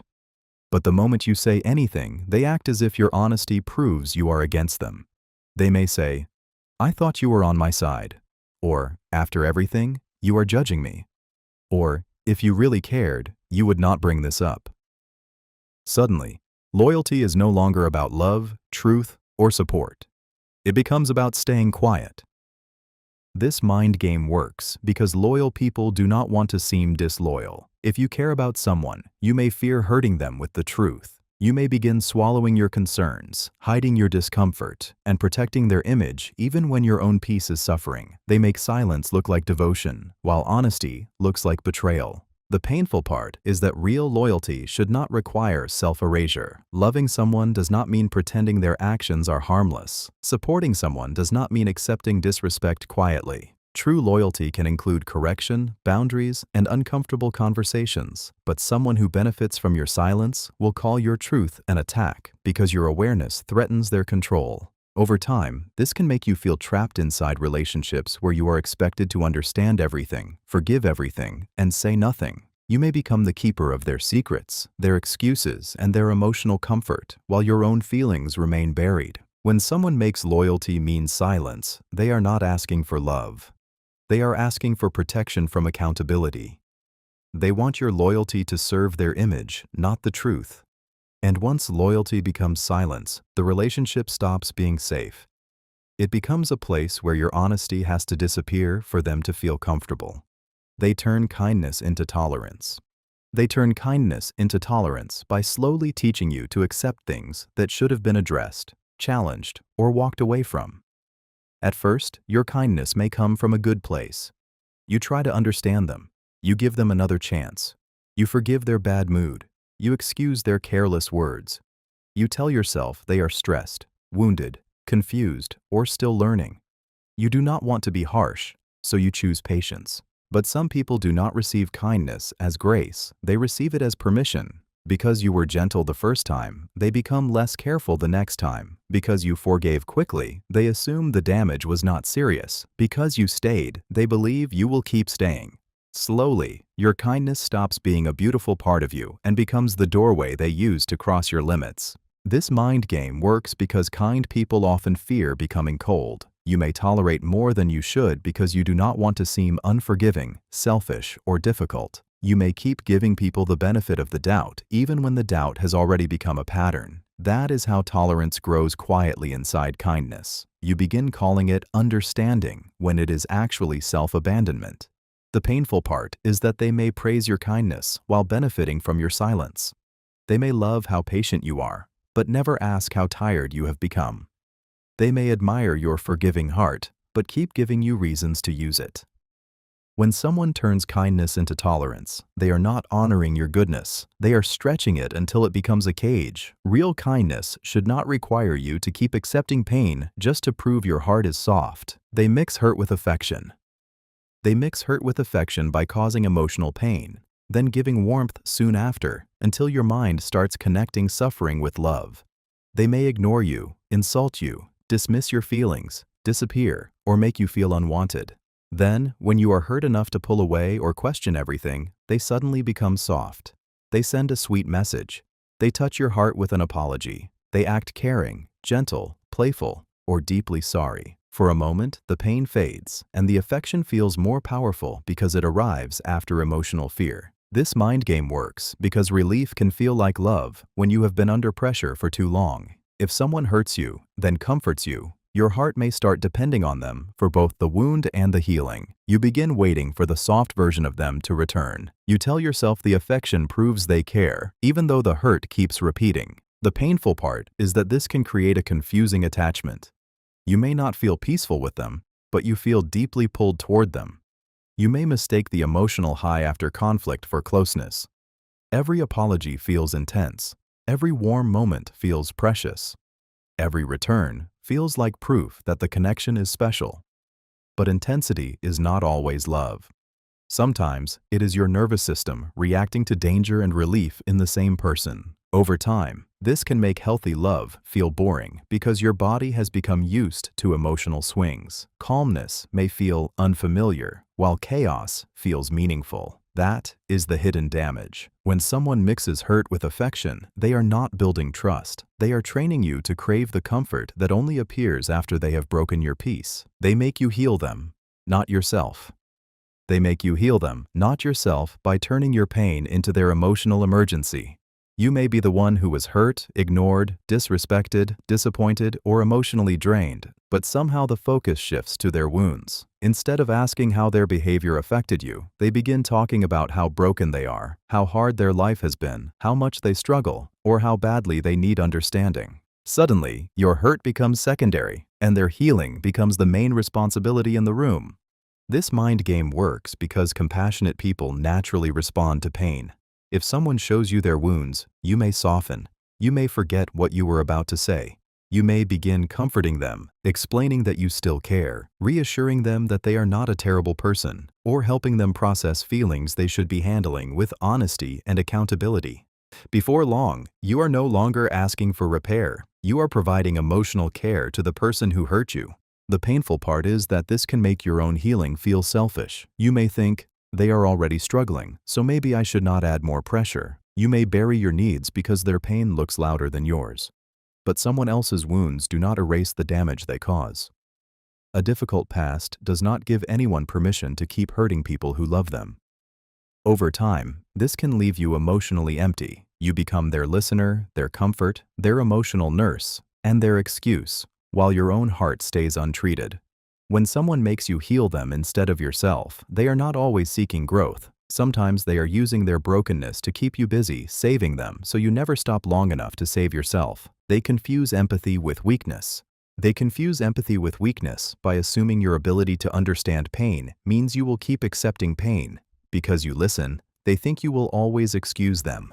Because you forgive, they think you will never leave. Because you try to understand their wounds, their stress, their fears, and their reasons, they begin treating your softness like a place where consequences cannot reach them. This mind game works because empathy is often quiet. It does not always defend itself loudly. It pauses before judging. It asks what someone may be going through. It gives room for mistakes, healing, and human imperfection. But manipulative people can misread that kindness. They begin believing that because you understand them, you must tolerate them. They mistake your patience for blindness and your compassion for lack of strength. The painful part is that empathic people often carry more than they should. You may feel their pain even while they are causing yours. You may know they are wrong, but still feel sorry for them. You may see their excuses clearly, but still want to help them become better. That inner conflict can keep you stuck. Your heart wants to protect them, while your spirit is begging you to protect yourself. Over time, this can make you feel used by your own goodness. You start wondering if being kind only invites more hurt. You may become colder, not because you want to, but because someone taught you that softness was unsafe. But empathy is not weakness. It is emotional intelligence with a heart. The weakness is not in feeling for others. The danger begins when you feel for others so deeply that you stop feeling for yourself. When someone confuses empathy with weakness, they are not seeing your heart clearly. They are testing how much pain your kindness will allow before it finally becomes a boundary. They call confusion mystery. They call confusion mystery by making their lack of clarity seem attractive, deep, or interesting. They may avoid direct answers, hide their intentions, change their energy without explanation, or keep you guessing about where you stand. When you ask for clarity, they may act as if you are ruining the excitement, asking for too much, or failing to understand their personality. Suddenly, what feels emotionally unsafe is presented as something special. This mind game works because mystery can feel powerful in the beginning. A little uncertainty can create curiosity. A person who does not reveal everything at once can seem intriguing. But confusion is different from mystery. Mystery still has respect. Mystery does not make you anxious, insecure, or emotionally unstable. Confusion keeps you searching for answers that should have been given honestly. The painful part is that unclear people can make you feel addicted to figuring them out. You begin studying their mood, their silence, their replies, their timing, and their small gestures. You tell yourself they are complicated, guarded, or different. But sometimes they are not deep. They are just unclear in a way that keeps you emotionally invested. Over time, you may start mistaking uncertainty for connection. The less they explain, the more your mind fills in the gaps. You create meaning where they gave you none. You build hope from hints. You hold on to possibilities instead of reality. But real connection does not require emotional guessing games. A person can be private without being confusing. They can be layered without being careless. When someone calls confusion mystery, they may be trying to make instability look attractive. They want you fascinated by the fog, so you do not ask why they refuse to turn on the light. They make excuses sound reasonable. They make excuses sound reasonable by wrapping avoidance in words that seem mature, logical, or understandable. They may not say, "I do not want to change." Instead, they say they are stressed, overwhelmed, tired, busy, misunderstood, healing, not ready, or dealing with too much. At first, their explanation may sound fair. You may even feel guilty for expecting more from someone who seems to be struggling. So, you soften. You wait. You give them room. You tell yourself they need time. This mind game works because reasonable excuses can hide unreasonable behavior. Everyone has difficult seasons. Everyone gets tired. Everyone needs patience sometimes. But when the same excuse appears every time responsibility is required, it stops being an explanation and becomes a shield. They use language that makes you feel harsh for questioning them, even when their actions keep hurting you. The painful part is that excuses can make you ignore patterns. You stop asking, are they changing? And start asking, do they have a reason? But a reason does not erase the damage. A person can be stressed and still be accountable. A person can be tired and still be respectful. A person can be wounded and still avoid wounding others. Over time, you may become trained to accept explanations instead of improvement. You may feel compassion every time they fail you, while your own needs keep getting delayed. Their excuse sounds human enough to touch your heart, but repeated enough to drain your peace. When someone makes excuses sound reasonable, they are not always explaining their behavior. Sometimes they are teaching you to keep lowering your expectations because their situation sounds too heavy to challenge. And once you begin respecting their excuses more than your own pain, they no longer have to change. They shame you for asking clarity. They shame you for asking clarity by making your need to understand look like insecurity, pressure, or weakness. You may ask a simple question because something feels unclear. You may want to know where you stand, what they meant, why their behavior changed, or whether their words match their actions. But instead of answering with honesty, they make you feel embarrassed for needing an answer at all. This mind game works because shame can silence a person faster than anger. If they can make you feel foolish for asking, they do not have to explain themselves. They may say, "Why do you need to know everything?" Or, "You are overthinking again," or, "You always make things serious." Suddenly, your search for clarity becomes the problem, while their lack of honesty escapes attention. The painful part is that clarity is not control. Wanting clear communication does not mean you are needy. Wanting direct answers does not mean you are dramatic. Wanting emotional safety does not mean you are weak. But someone who benefits from confusion will often make clarity look like an attack because clear answers remove their hiding place. Over time, this can make you afraid to ask what matters. You may start pretending you understand things that still hurt you. You may accept vague words, mixed signals, and unfinished explanations because asking again feels humiliating. Your silence becomes their comfort. But real respect does not make you feel small for wanting truth. A safe person may not have every answer immediately, but they will not punish you for asking. When someone shames you for asking clarity, they are not protecting peace. They are protecting the fog they created because confusion gives them more control than honesty ever could. They hide disrespect inside jokes. They hide disrespect inside jokes by saying hurtful things in a playful tone, then acting innocent when you react. They may mock your appearance, intelligence, dreams, past, emotions, or weaknesses, but they cover it with laughter. They say it like entertainment, not cruelty. Then, when your face changes or your silence speaks, they quickly say, "I was just joking," or "You take everything too seriously."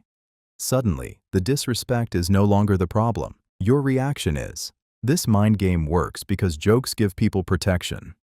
A direct insult is easy to confront, but an insult disguised as humor becomes slippery. If you laugh, they get away with it. If you speak up, they accuse you of being too sensitive. Either way, they control the room. They can wound you and still look playful to everyone watching. The painful part is that hidden disrespect often carries truth from their heart. People do not always joke randomly. Sometimes they use humor to say what they are too cowardly to say directly. The joke becomes a safe way to test how much disrespect you will tolerate. If you accept it once, they may push further next time. Over time, these jokes can make you feel unsafe around them. You start waiting for the next comment. You become careful about what you share because anything can become material for mockery. You may even laugh along while something inside you quietly shrinks.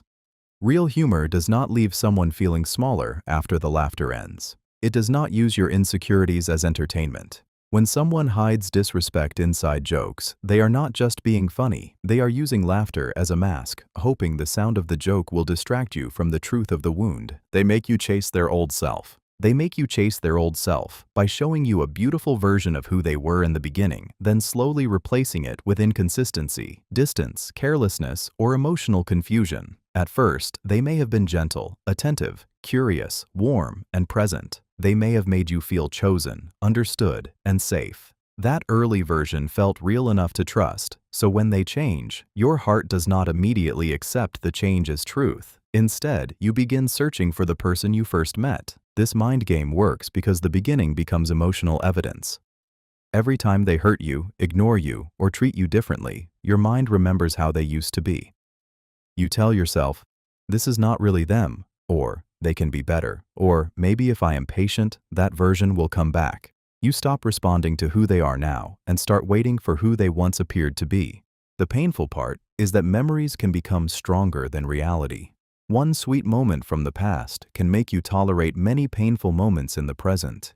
You keep replaying old conversations, old promises, old kindness, and old attention, hoping they still mean something. But sometimes, the old version was not the full truth. Sometimes, it was the doorway, not the home. Over time, chasing their old self can make you abandon your own present pain. You keep trying to recover a person who may only return in small flashes when they fear losing you. When someone makes you chase their old self, they are not always changing back.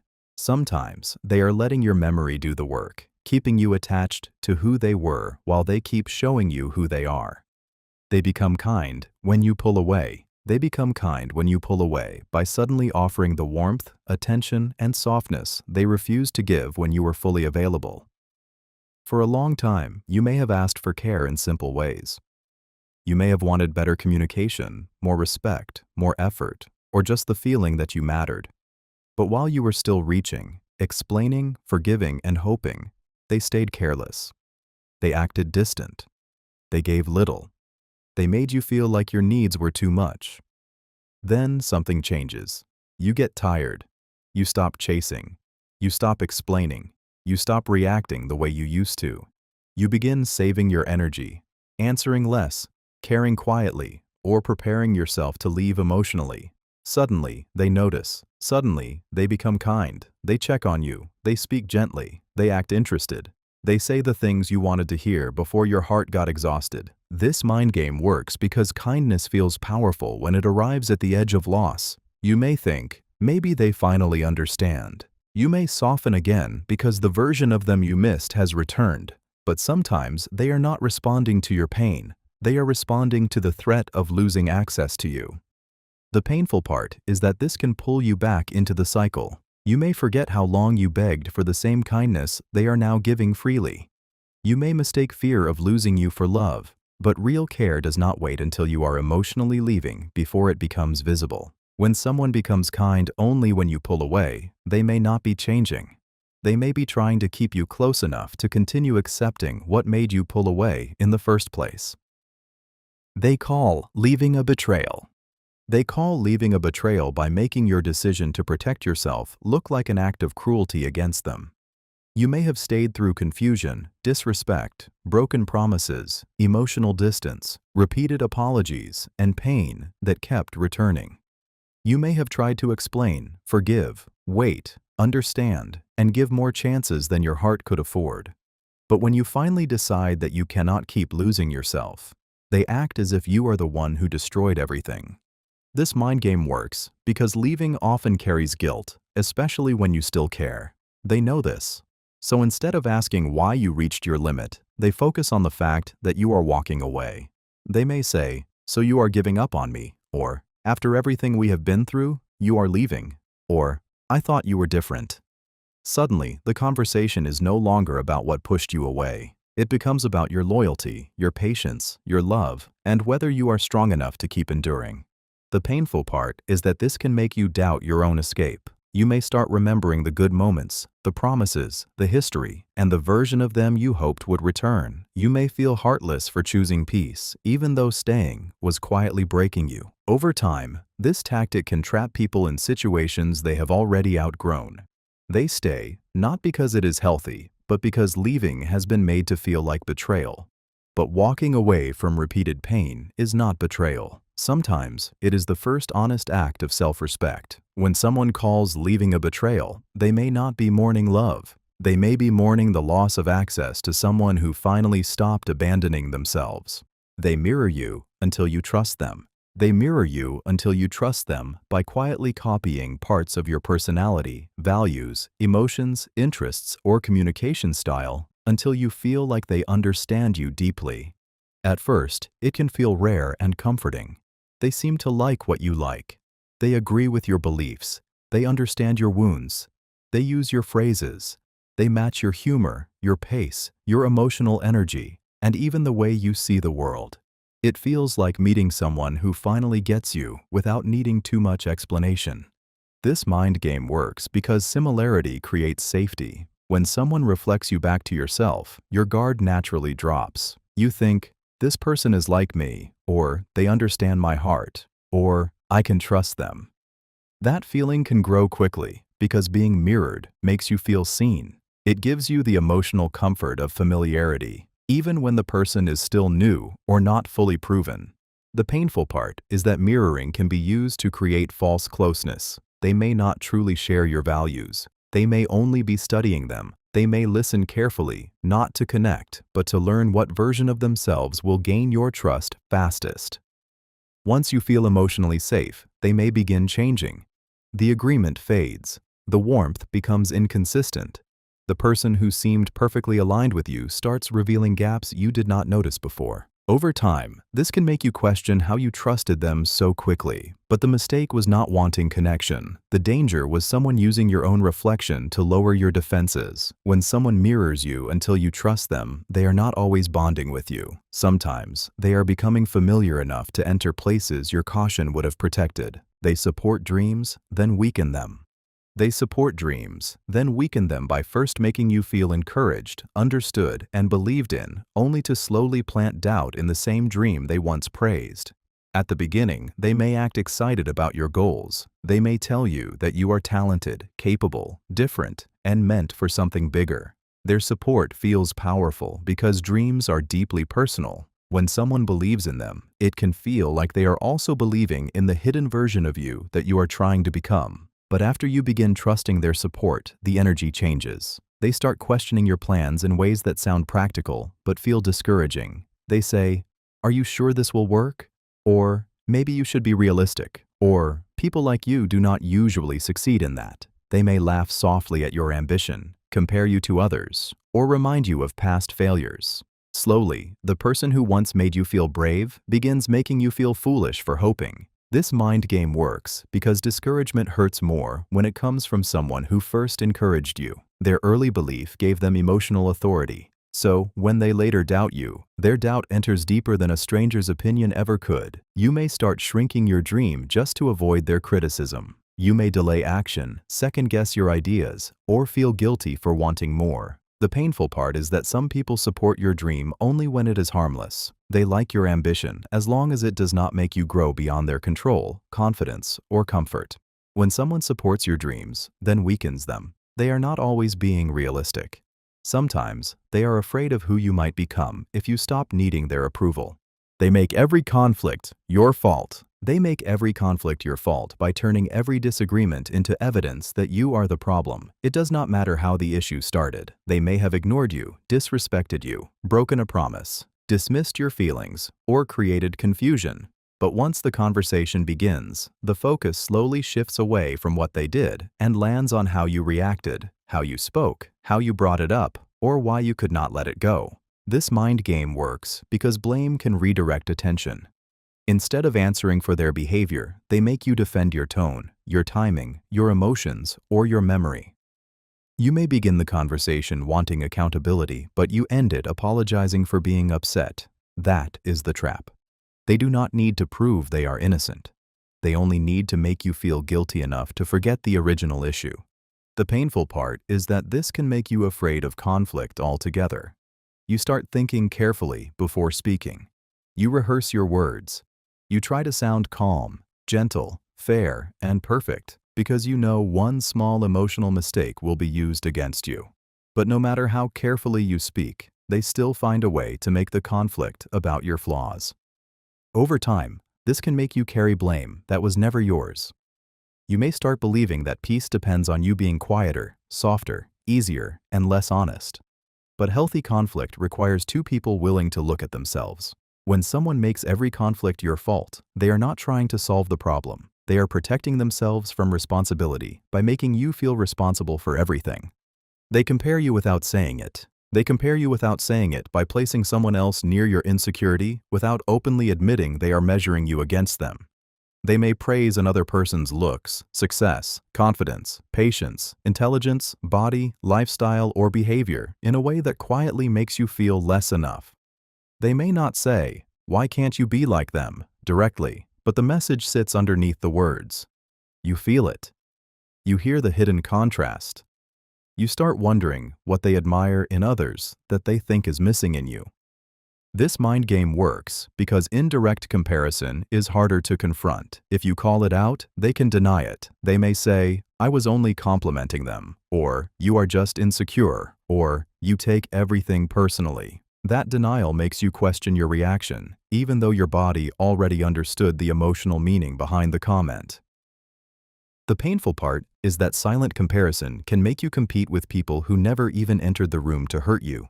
You begin studying what they have, how they act, how they look, how they speak, or why they received praise. Slowly, your attention moves away from your own value and starts chasing someone else's reflection. Over time, this can create quiet insecurity. You may start changing yourself, not because you truly want to grow, but because you are trying to become the kind of person they seem to admire. That is how comparison controls you without ever becoming obvious. But real care does not make you feel like you are constantly being measured against invisible standards. When someone compares you without saying it, they are not always appreciating others innocently. Sometimes they are planting doubt softly, hoping you will work harder for their approval without them ever having to ask. They withhold reassurance for control. They withhold reassurance for control by refusing to give simple emotional safety when they know you need it most. You may not be asking for anything dramatic. You may only want clarity, kindness, honesty, or a few words that remind you where you stand. But instead of offering comfort, they stay distant. They answer coldly. They avoid direct reassurance. They make you feel like needing emotional security is something shameful. This mind game works because reassurance has power when someone knows you care. A safe person uses reassurance to calm fear and strengthen trust. A controlling person withholds it to keep you uncertain. They know that when you are unsure, you may try harder. You may become softer, more available, more forgiving, and more careful with your words. Your anxiety becomes useful to them because it keeps your attention fixed on earning their warmth. The painful part is that you may start blaming yourself for needing reassurance.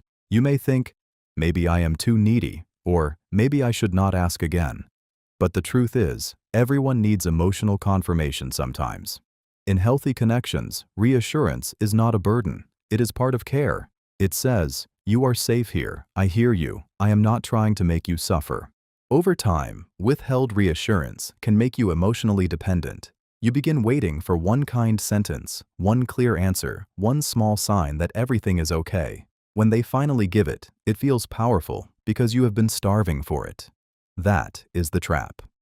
When someone withholds reassurance for control, they are not always protecting their space.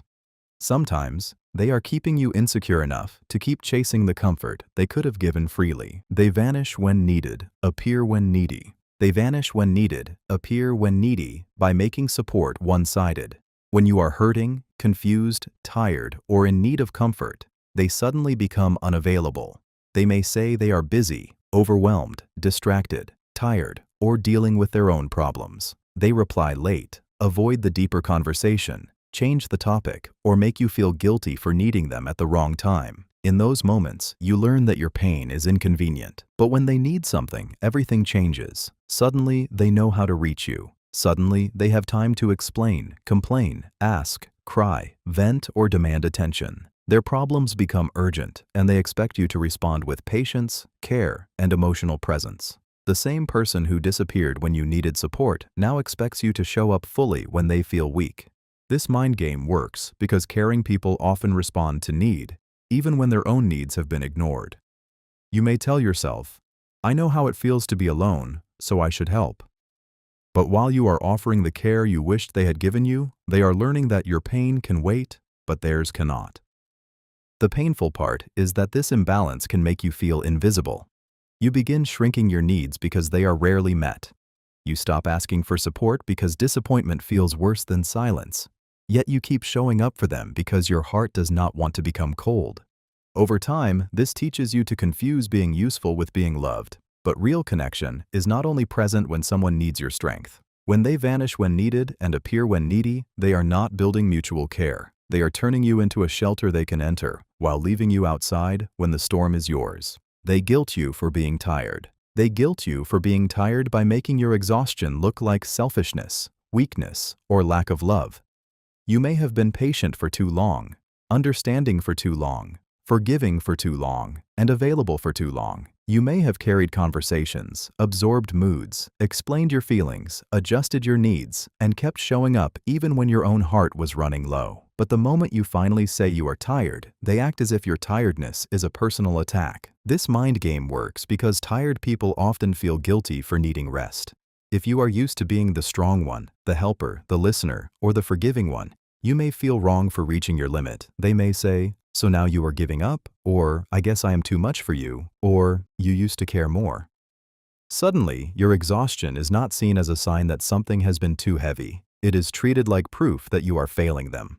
The painful part is that they may ignore everything that made you tired. They do not count the chances you gave. They do not count the emotional weight you carried. They do not count the times you stayed calm when you were hurting. They only notice your limit because your limit affects their access to you.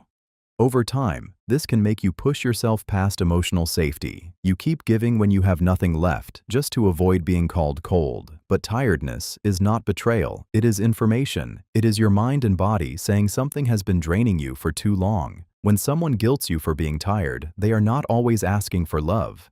Sometimes, they are asking you to keep bleeding quietly so they do not have to change. They make your reaction the issue. They make your reaction the issue by shifting attention away from what they did and placing it on how you responded. You may have been ignored, disrespected, embarrassed, lied to, dismissed, or pushed past your limit. At first, the real problem is clear. Something happened that hurt you. But the moment you react with sadness, anger, frustration, or visible emotion, they grab your reaction and make it the center of the conversation. This mind game works because reactions are easier to criticize than actions. They may say, "Look at how you are acting," or "You are doing too much," or "This is why I cannot talk to you." Suddenly, you are no longer discussing the behavior that caused the pain. You are defending your tone, your tears, your volume, your timing, or the fact that you reacted at all. The original issue disappears behind the way you expressed it. The painful part is that this can make you ashamed of being human. You may begin to believe that unless you express pain perfectly, your pain does not matter. You may start rehearsing calm sentences, hiding your emotions, or staying silent because you know any reaction can be used against you. But being emotional does not automatically make you wrong. Sometimes, a strong reaction is what happens when someone has been patient too long. Over time, this tactic can train you to focus more on controlling yourself than recognizing what is being done to you. That is the trap. When someone makes your reaction the issue, they are not always seeking peace. Sometimes, they are using your emotion as a distraction, hoping you will feel guilty enough to forget why you were hurt in the first place. They promise emotionally, then forget calmly. They promise emotionally, then forget calmly by making powerful commitments when feelings are high, then acting casual when it is time to follow through.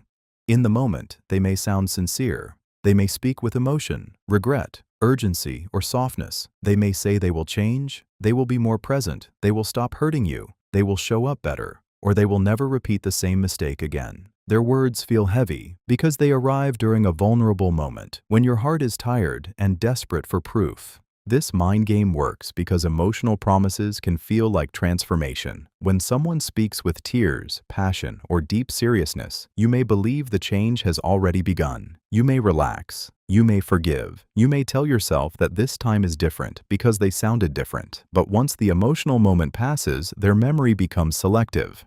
They return to normal. They act as if the promise was just part of the conversation, not a responsibility. The painful part is that you remember what they said because it mattered to you. They forget because it cost them nothing to say it. You may keep waiting for a promise they no longer seem to respect. You may remind them, and they may respond calmly, as if you are asking too much or holding them to something unrealistic. Over time, this can make you distrust emotional moments. You stop believing softness because you have seen how easily it disappears when action is required. But a promise made in emotion still has meaning. When someone promises emotionally, then forgets calmly, they are not always forgetful. Sometimes they use intense words to survive the moment, calm you down, regain access, and escape the consequences of proving what they said. They call emotional safety immaturity. They call emotional safety immaturity by making your need for peace, reassurance, honesty, and stable treatment look childish. You may ask for clear communication, respectful words, consistency, or a calm conversation where your feelings are not mocked or dismissed. But instead of seeing that as healthy, they act as if you are too soft for needing it. They may say, "You need to grow up," or "Life is not always comfortable," or "You are too emotional." Suddenly, your desire to feel safe becomes something you feel ashamed of. This mind game works because nobody wants to feel immature. Once they attach that label to your emotional needs, you may start hiding them. You may pretend things do not hurt. You may stop asking for reassurance. You may accept coldness, confusion, or disrespect because you want to prove you are strong enough to handle it. But emotional safety is not weakness. It is the foundation that allows trust to exist. The painful part is that some people confuse emotional neglect with maturity. They think being grown means feeling nothing, needing nothing, asking nothing, and accepting pain quietly. But real maturity is not emotional numbness. Real maturity is knowing what damages your peace and having the courage to name it. Over time, this tactic can make you betray your softer needs. You may become harder, quieter, and more guarded, not because you healed, but because someone taught you that needing care was embarrassing. When someone calls emotional safety immaturity, they are not always being strong. Sometimes they are avoiding the responsibility of becoming safe to love, safe to trust, and safe to speak to without fear. They collect secrets but reveal little. They collect secrets but reveal little by encouraging you to open up while keeping their own inner world carefully hidden. At first, they may seem deeply interested in you. They ask personal questions. They want to know your fears, regrets, past wounds, private thoughts, family issues, dreams, weaknesses, and the things you do not easily tell others. Their attention feels intimate because it gives you the sense that they truly want to understand you. But while you keep revealing more, they reveal very little. They may give vague answers, change the subject, share only surface details, or turn the conversation back to you whenever it gets too close to them. Slowly, the connection becomes uneven. They know your emotional history, but you do not really know theirs. They have access to your soft places, but you have no equal access to theirs. This mind game works because secrets create power. The more they know about you, the more they understand what affects you, what scares you, what makes you feel guilty, and what you are trying to protect. Meanwhile, their mystery keeps them safer from being questioned, understood, or held accountable. The painful part is that you may mistake being studied for being loved. You may feel close to them because you have shared so much, but closeness is not only about how much they know about you. Real closeness is mutual. It has balance. It has trust, moving both ways. Over time, this can leave you exposed and unsure. You may regret opening up because they now hold pieces of you they never earned with equal honesty. When someone collects secrets but reveals little, they are not always building intimacy. Sometimes they are gathering emotional information while keeping themselves protected from the vulnerability they ask from you. They perform vulnerability, not connection. They perform vulnerability, not connection, by sharing emotional stories in a way that looks deep but does not create real closeness. They may talk about their pain, their past, their fears, their childhood, their heartbreaks, or the things that damaged them. At first, it can feel intimate. You may think they are trusting you with their truth. You may feel honored because they seem open, wounded, and emotionally honest. Their words pull you in because vulnerability naturally makes people feel closer. But sometimes, what looks like vulnerability is only performance. They reveal enough pain to gain sympathy, but not enough responsibility to build trust. They tell you what happened to them, but avoid talking about how they hurt others. They share wounds, but not accountability. They expose emotion, but still keep control. The goal is not always connection. Sometimes, the goal is to make you soften. This mind game works because vulnerable stories can lower your guard. Once you know someone has suffered, you may become more patient with their behavior. You may forgive faster, excuse more, and feel guilty for expecting too much. Their pain becomes a shield. Every time they disappoint you, you remember what they went through and tell yourself to be understanding. The painful part is that real vulnerability should invite honesty, growth, and mutual care. It should not be used to avoid change. It should not make you feel responsible for healing someone who keeps hurting you. Over time, performed vulnerability can leave you emotionally confused. You feel close because they shared pain, but still unsafe because their behavior does not match the intimacy they created. When someone performs vulnerability instead of connection, they are not always opening their heart. Sometimes they are showing you the wound, so you stop looking at the weapon. They make you carry the relationship. They make you carry the relationship by allowing the connection to survive mostly through your effort. You are the one who checks in, starts the conversation, repairs the silence, explains the problem, forgives the mistake, suggests the solution, and keeps the emotional door open. If you stop trying, everything becomes quiet. If you stop reaching out, the bond starts feeling empty. Slowly, you realize the relationship has movement only when you are the one pushing it forward. This mind game works because effort can look like love when your heart is attached. You may tell yourself they are busy, stressed, tired, private, or not good at expressing themselves. So you give more. You become more patient, more available, more understanding, and more willing to carry the parts they keep dropping. You may even feel proud of being the one who holds everything together, not realizing that love should not require one person to do all the emotional lifting. The painful part is that carrying a relationship alone can make you feel responsible for its survival. When things feel distant, you blame yourself for not doing enough. When communication fades, you ask what else you can try. When they become cold, you wonder how to bring warmth back. Meanwhile, they enjoy the benefits of connection without feeling the weight of maintaining it. Over time, this can leave you exhausted and unseen. You may start confusing being needed with being valued. But a relationship carried by one person is not balanced. It is emotional labor disguised as loyalty. When someone makes you carry the relationship, they are not always unable to try. Sometimes they have simply learned that as long as you keep holding everything, they never have to reach with both hands.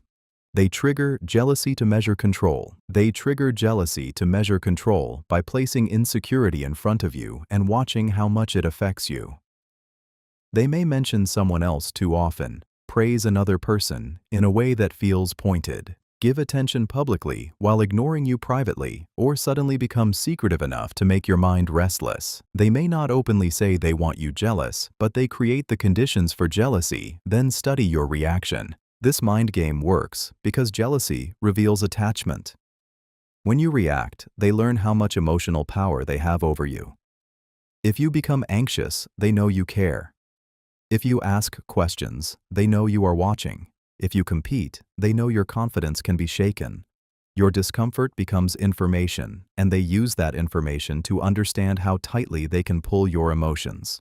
The painful part is that they may deny the intention. They may say, "I was just being friendly," or "You are insecure," or "You are overthinking." This makes you feel ashamed for reacting, even though their behavior was designed to disturb your peace. You begin questioning whether you are jealous for no reason or whether your heart is responding to something real.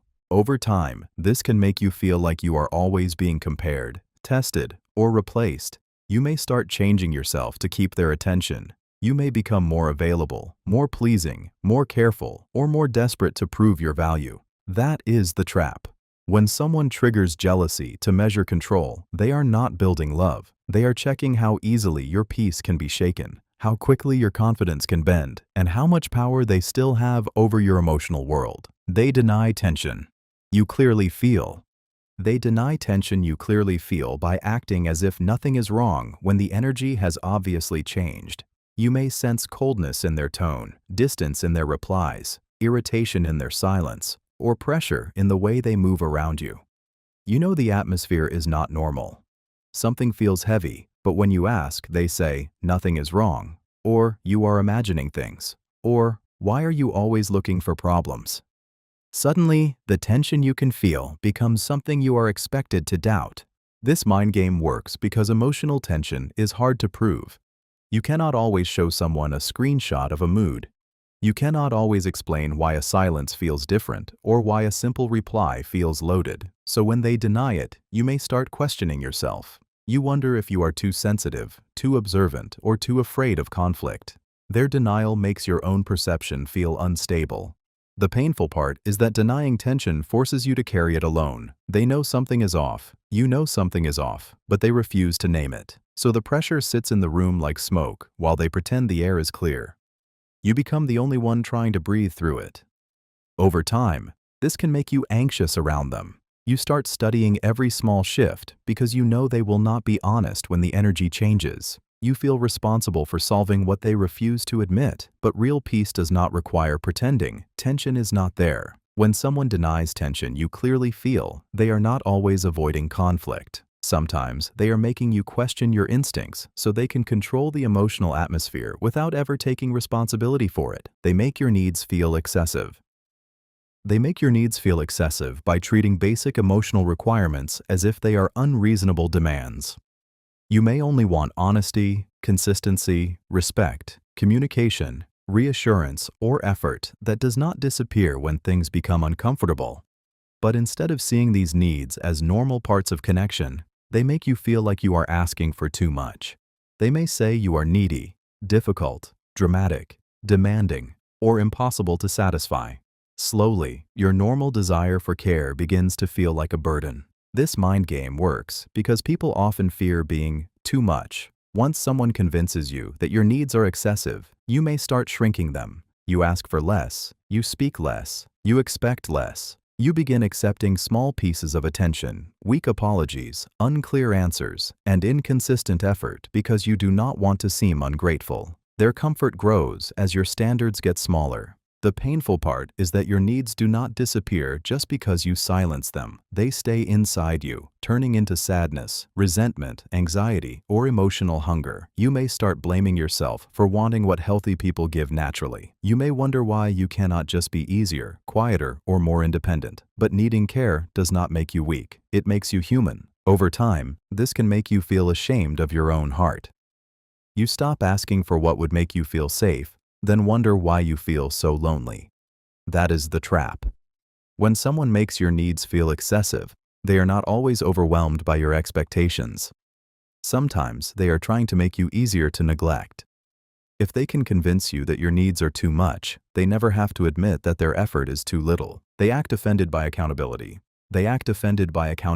By treating your request for responsibility as if you have personally attacked their character. You may calmly point out what they did, how it affected you, or why the same pattern keeps hurting the connection. You may not insult them. You may not shout. You may only ask them to acknowledge their behavior, apologize honestly, or make a real change. But instead of listening, they become wounded, defensive, cold, or angry, as if being held accountable is more painful than the damage they caused. This mind game works because offense can distract from responsibility. The moment they act hurt, your attention shifts.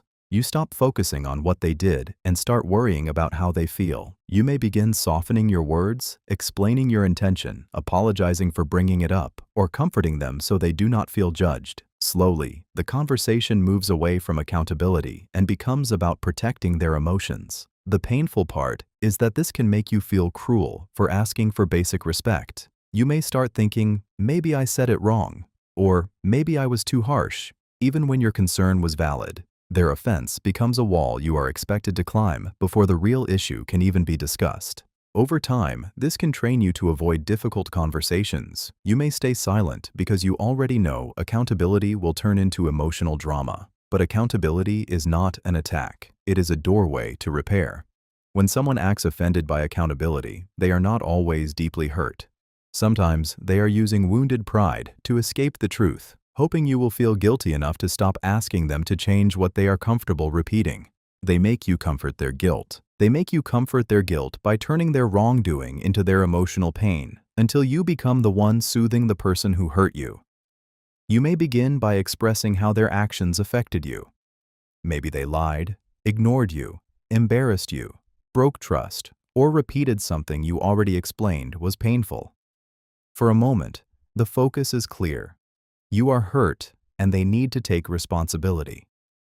But then they shift. They start saying how terrible they feel, how bad of a person they are, how much they hate themselves, or how they cannot believe they did that to you.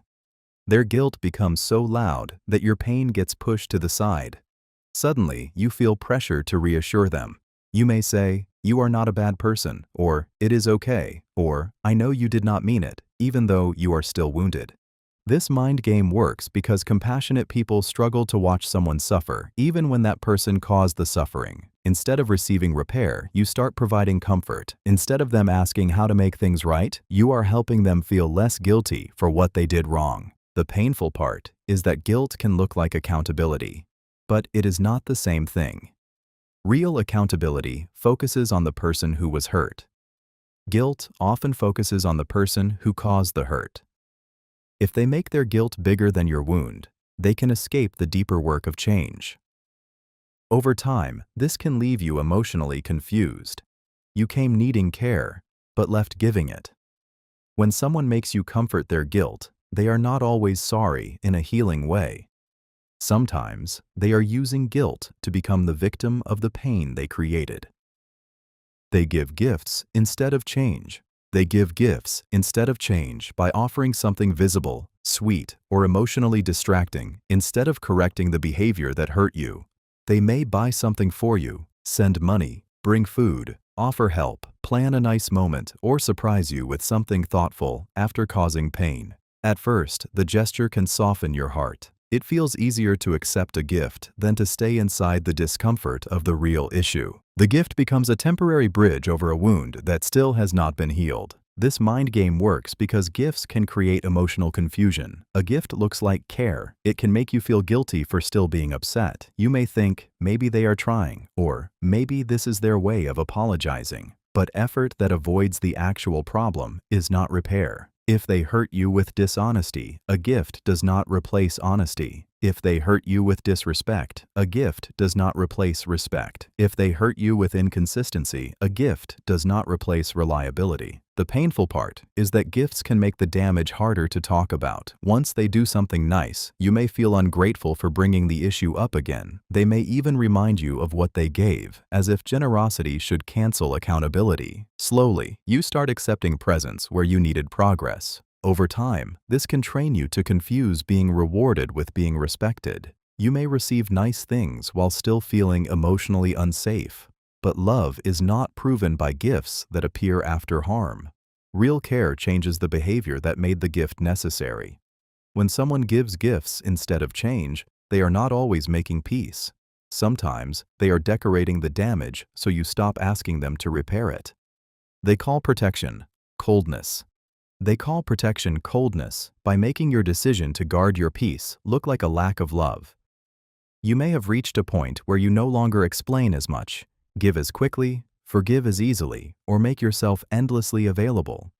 You may still care, but you are no longer willing to keep bleeding emotionally just to prove it. Instead of respecting the strength it took for you to protect yourself, they accuse you of becoming cold. This mind game works because people with soft hearts often fear being seen as heartless. When someone says you have changed, become distant, or lost your warmth, it can touch a deep guilt inside you. You may start wondering if your boundary is too harsh, if your silence is too strong, or if your healing is making you cruel. That guilt can pull you back into the same pattern you were trying to escape. The painful part is that they may ignore everything that made protection necessary. They do not talk about the repeated hurt, the emotional exhaustion, the disrespect, the broken trust, or the times you tried to be gentle and were still dismissed. They only notice your protection because it limits their access to you. Over time, this can make you confuse self-respect with emotional hardness. You may feel guilty for becoming quieter, more selective, or less available. But protection is not coldness. Sometimes it is wisdom after too many chances. Sometimes it is your heart learning that softness without boundaries becomes suffering. When someone calls your protection coldness, they are not always missing your love. Sometimes they are missing the version of you that kept giving them warmth while quietly losing yourself. They make approval unpredictable. They make approval unpredictable by giving you warmth, praise, attention, or affection in a way you can never fully understand or depend on. One day, they may admire you, encourage you, listen to you, or make you feel important.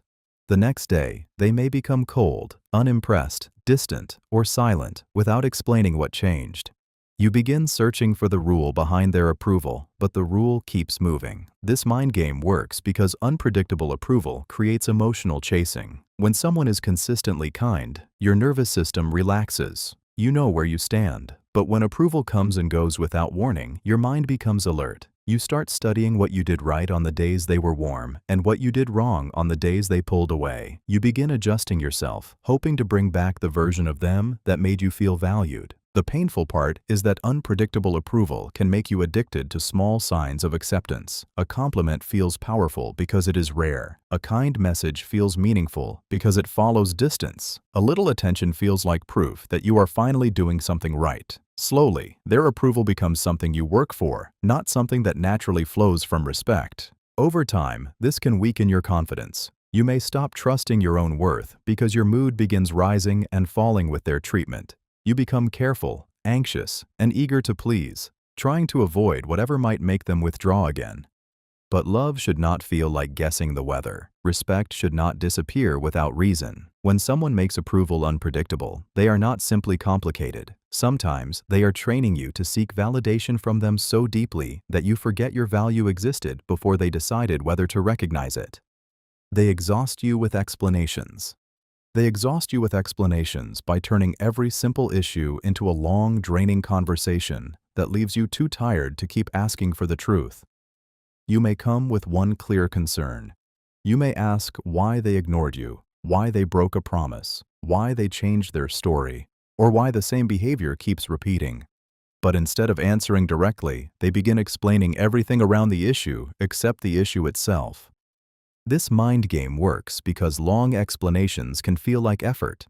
They may talk about their stress, their past, their intentions, their confusion, their fears, their mood, or how misunderstood they feel.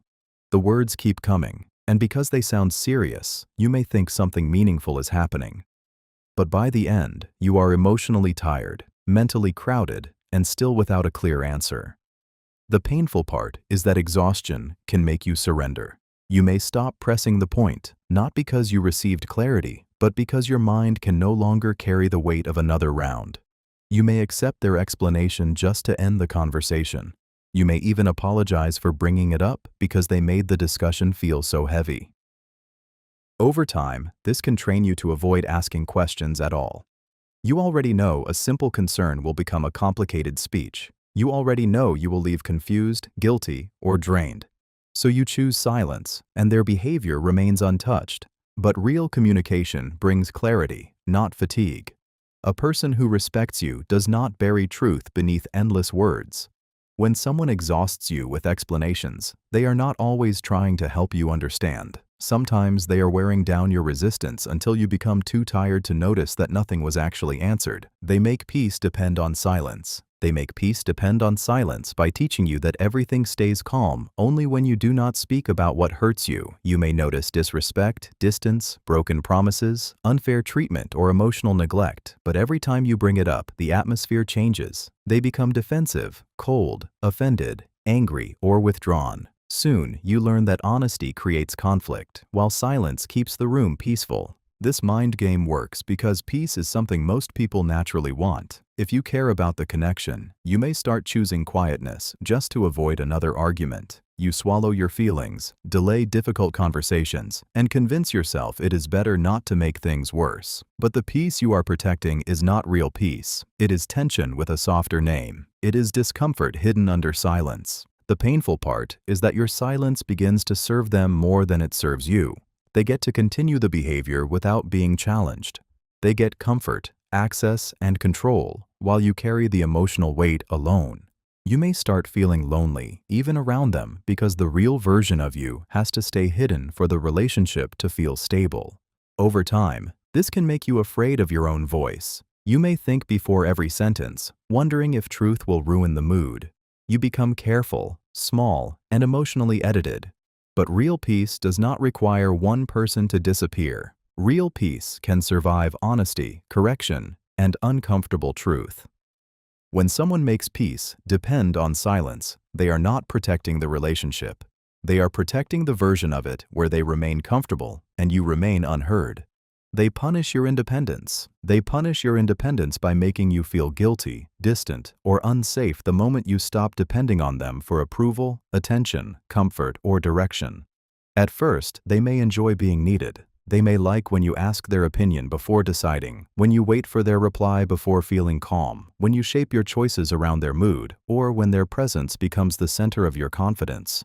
Your dependence makes them feel powerful because it gives them influence over your emotions. But when you begin standing on your own, the energy changes. You start making decisions without begging for permission. You stop explaining every move. You become comfortable saying no. You enjoy your own company. You build your own plans, protect your own peace, and trust your own judgment. Instead of being happy for your growth, they become uncomfortable. They may call you proud, distant, ungrateful, selfish, or changed. This mind game works because independence threatens anyone who benefited from your insecurity. As long as you needed them too much, they could control the pace, the mood, and the access. But once you become grounded in yourself, their power weakens. They can no longer pull you with silence, confuse you with mixed signals, or control you with approval the same way. The painful part is that you may start questioning your growth. You may wonder if becoming stronger made you colder. You may feel guilty for needing less. But real love does not punish you for becoming whole. Real care celebrates your strength even when it means you are harder to control. When someone punishes your independence, they are not always missing closeness. Sometimes they are missing the version of you that doubted yourself enough to let them lead your life.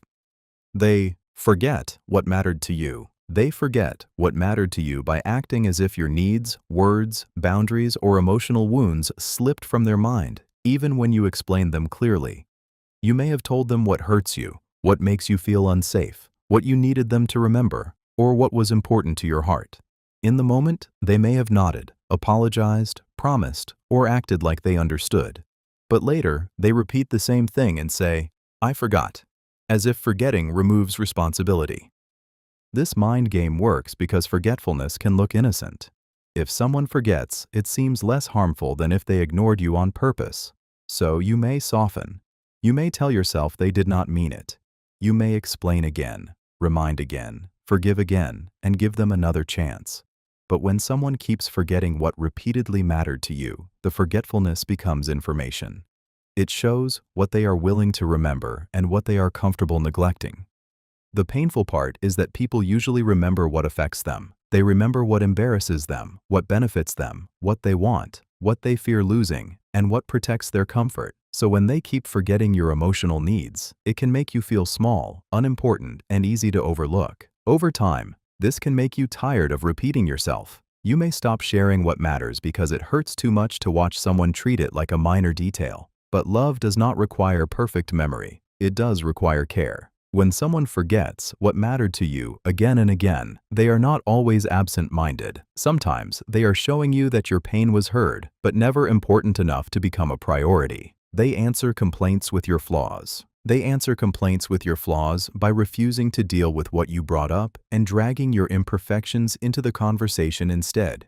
You may calmly say they hurt you, ignored you, disrespected you, or repeated something you already explained was painful. But instead of responding to that issue, they suddenly remind you of your mistakes, your tone, your past reactions, your weaknesses, or the times you were not perfect. This mind game works because flaws are distracting. Everyone has something they can be accused of. Everyone has moments they could have handled better. So when they bring up your flaws, your attention shifts. You stop asking them to take responsibility and start defending your own character. The conversation that began with your pain now becomes a conversation about why you are also wrong. The painful part is that this tactic can make you feel unqualified to speak. You may start thinking, maybe I should not complain because I have made mistakes too. But having flaws does not mean you lose the right to name disrespect. Being imperfect does not mean you must accept being hurt. Accountability is not canceled because the person asking for it is human. Over time, this can train you into silence. You may avoid raising concerns because you already know your flaws will be thrown back at you. You may begin apologizing for things that have nothing to do with the issue, just to calm the situation. When someone answers complaints with your flaws, they are not always seeking fairness. Sometimes they are using your imperfections as a shield. They want you so busy defending who you are that you forget to question what they did. They hide disrespect behind jokes. They hide disrespect behind jokes by saying something hurtful, then using humor as protection when you react. They may mock your looks, your dreams, your intelligence, your emotions, your past, or something they know you are already sensitive about. But because they say it with a laugh, a smile, or a playful tone, they expect you to accept it as harmless. The insult enters your heart, but the joke gives them a way to escape responsibility. This mind game works because humor makes disrespect harder to confront. If you stay quiet, they get away with it. If you speak up, they say you are too serious, too emotional, or unable to take a joke.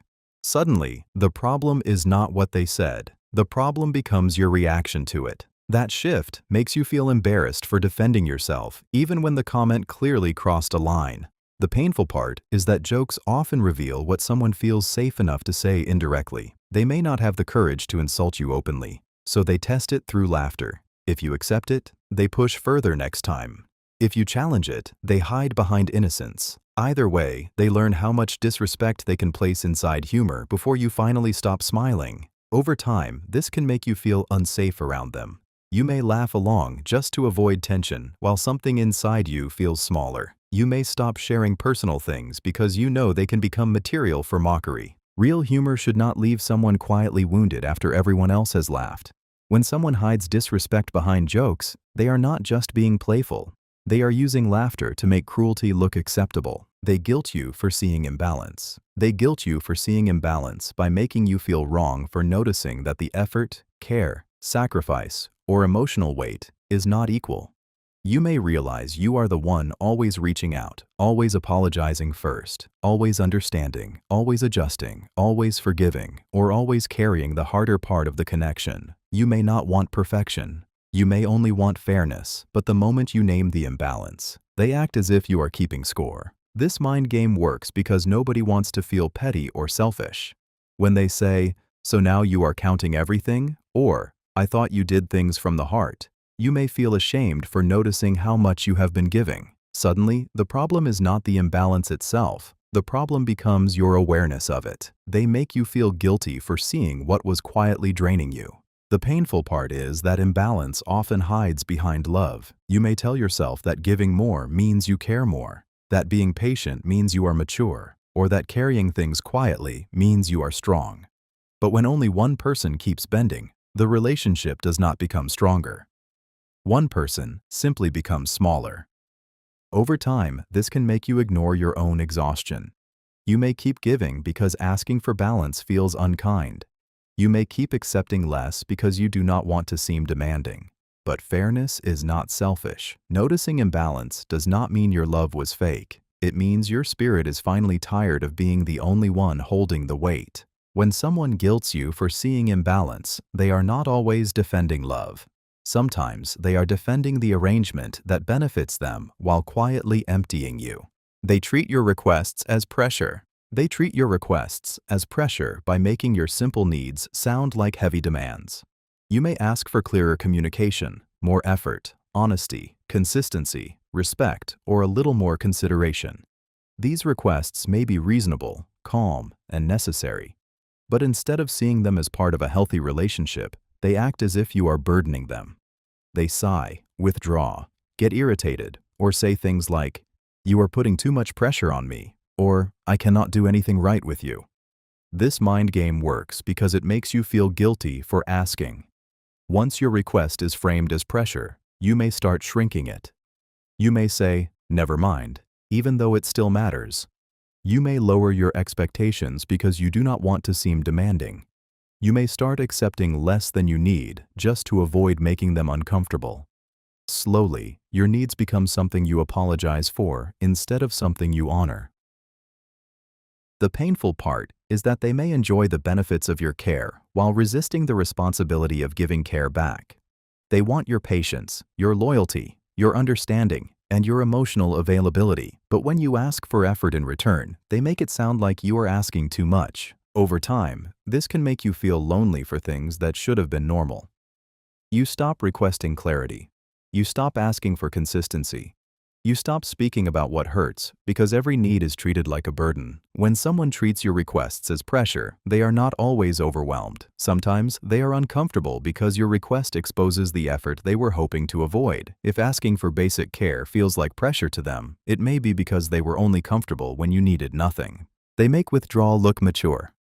They make withdrawal look mature by pulling away emotionally and presenting it as self-control, wisdom, or peace. They may stop communicating, become distant, avoid hard conversations, give short replies, or act completely detached when something needs to be addressed. On the surface, they may look calm. They may say they are protecting their peace, choosing silence, or not entertaining drama. But sometimes, what they call maturity is only avoidance wearing a respectable face. This mind game works because withdrawal can look powerful. A person who stays quiet may appear more controlled than the person asking questions, seeking clarity, or expressing pain. If you are the one trying to talk, you may start feeling like the emotional one. You may think they are more grown, more balanced, or less affected. But silence is not always strength. Sometimes it is a refusal to show up where honesty is required. The painful part is that their withdrawal can make you feel abandoned while they still look innocent. They do not have to insult you or argue loudly. They simply disappear emotionally and make you carry the weight of the unresolved issue alone. You are left wondering what they feel, what they want, whether they care, and why the conversation was shut down before anything was healed. Over time, this can make you confuse emotional distance with maturity. You may begin hiding your own feelings because you do not want to look dramatic beside their cold calm. But real maturity does not avoid repair. Real maturity can sit with discomfort, speak honestly, and listen without running away. When someone makes withdrawal look mature, they are not always choosing peace. Sometimes they are choosing escape, then calling it growth so you feel ashamed for needing connection. They use morals to dodge responsibility. They use morals to dodge responsibility by hiding behind big principles when the real issue is their behavior.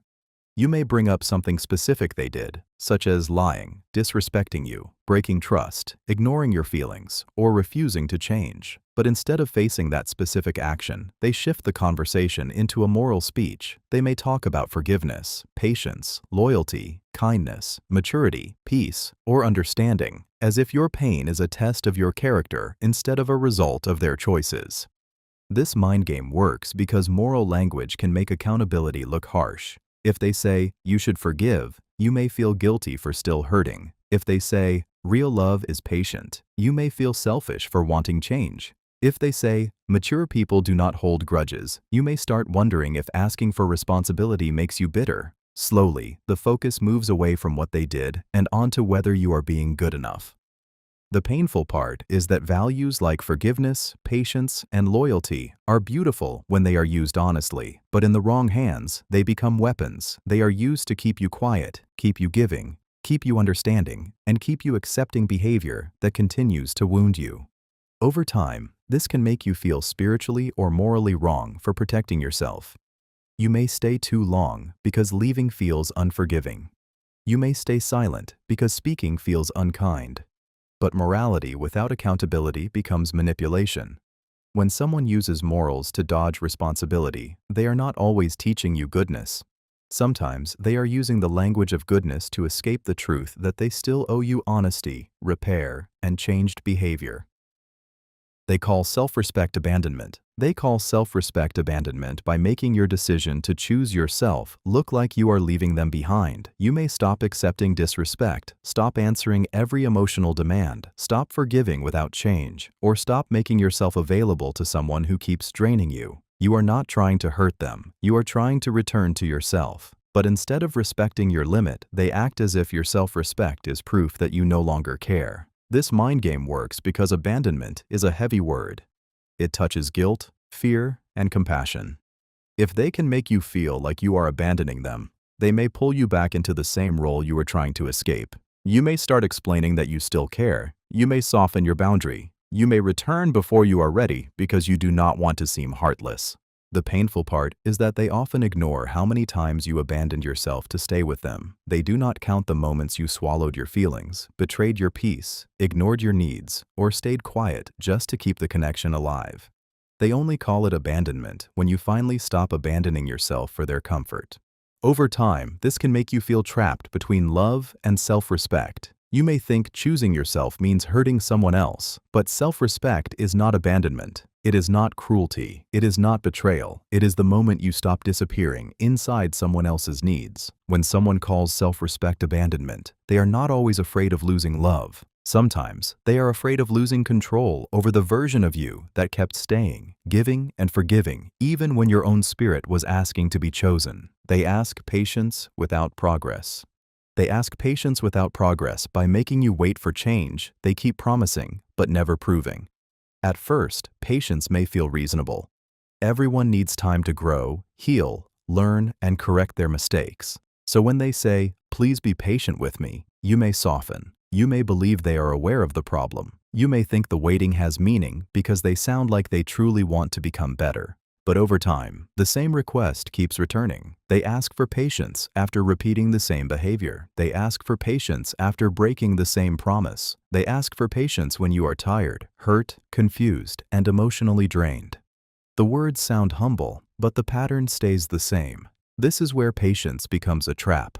It stops being grace and starts becoming a place where accountability goes to sleep. This mind game works because patience sounds like love. If you refuse to wait longer, you may feel guilty, harsh, or unforgiving. You may wonder if you are giving up too soon. But progress is what makes patience healthy. Without progress, patience only becomes permission for the same pain to continue. The painful part is that you may keep measuring them by their potential instead of their behavior. You hold on to who they could become, while suffering from who they keep choosing to be. Every apology becomes another extension. Every emotional promise becomes another reason to wait. Over time, this can make you feel stuck in hope.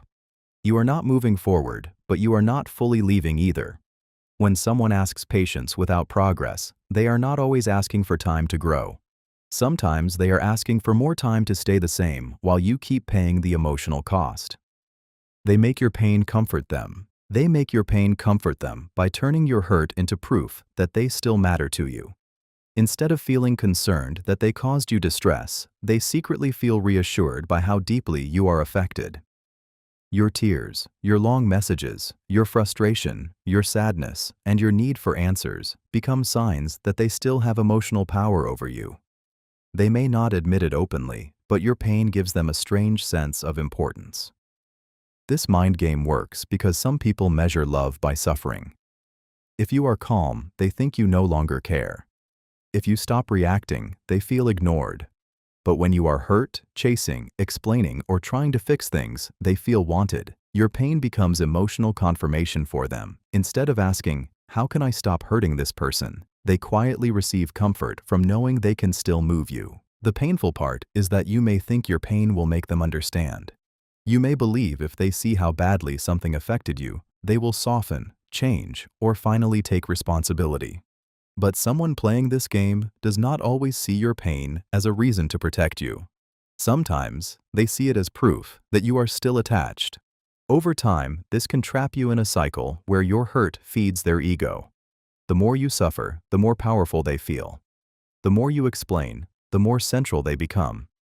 That is why they may become uncomfortable when you stop reacting. Your peace removes the emotional evidence they were using to feel important. When someone makes your pain comfort them, they are not loving you deeply. They are using your emotional suffering as reassurance that they still own space inside your heart. They make your pain comfort them. They make your pain comfort them by turning your hurt into proof that they still matter to you. Instead of feeling concerned that they caused you distress, they secretly feel reassured by how deeply you are affected. Your tears, your long messages, your frustration, your sadness, and your need for answers become signs that they still have emotional power over you. They may not admit it openly, but your pain gives them a strange sense of importance. This mind game works because some people measure love by suffering. If you are calm, they think you no longer care. If you stop reacting, they feel ignored. But when you are hurt, chasing, explaining, or trying to fix things, they feel wanted. Your pain becomes emotional confirmation for them. Instead of asking, "How can I stop hurting this person?" they quietly receive comfort from knowing they can still move you. The painful part is that you may think your pain will make them understand. You may believe if they see how badly something affected you, they will soften, change, or finally take responsibility. But someone playing this game does not always see your pain as a reason to protect you. Sometimes, they see it as proof that you are still attached.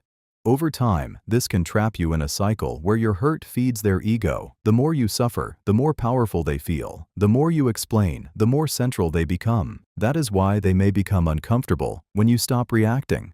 Your peace removes the emotional evidence they were using to feel important.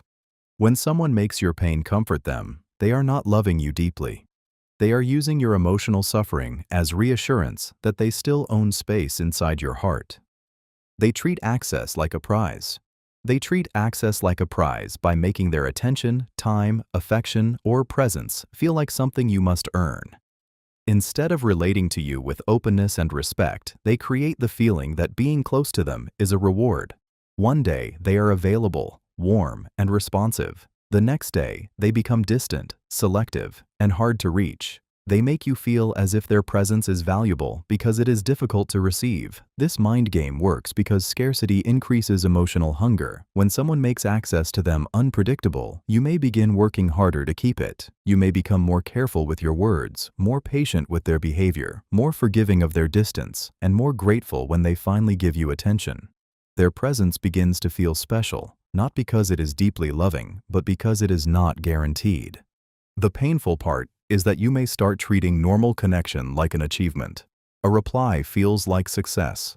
A call feels like progress. A moment of softness feels like proof that you still matter.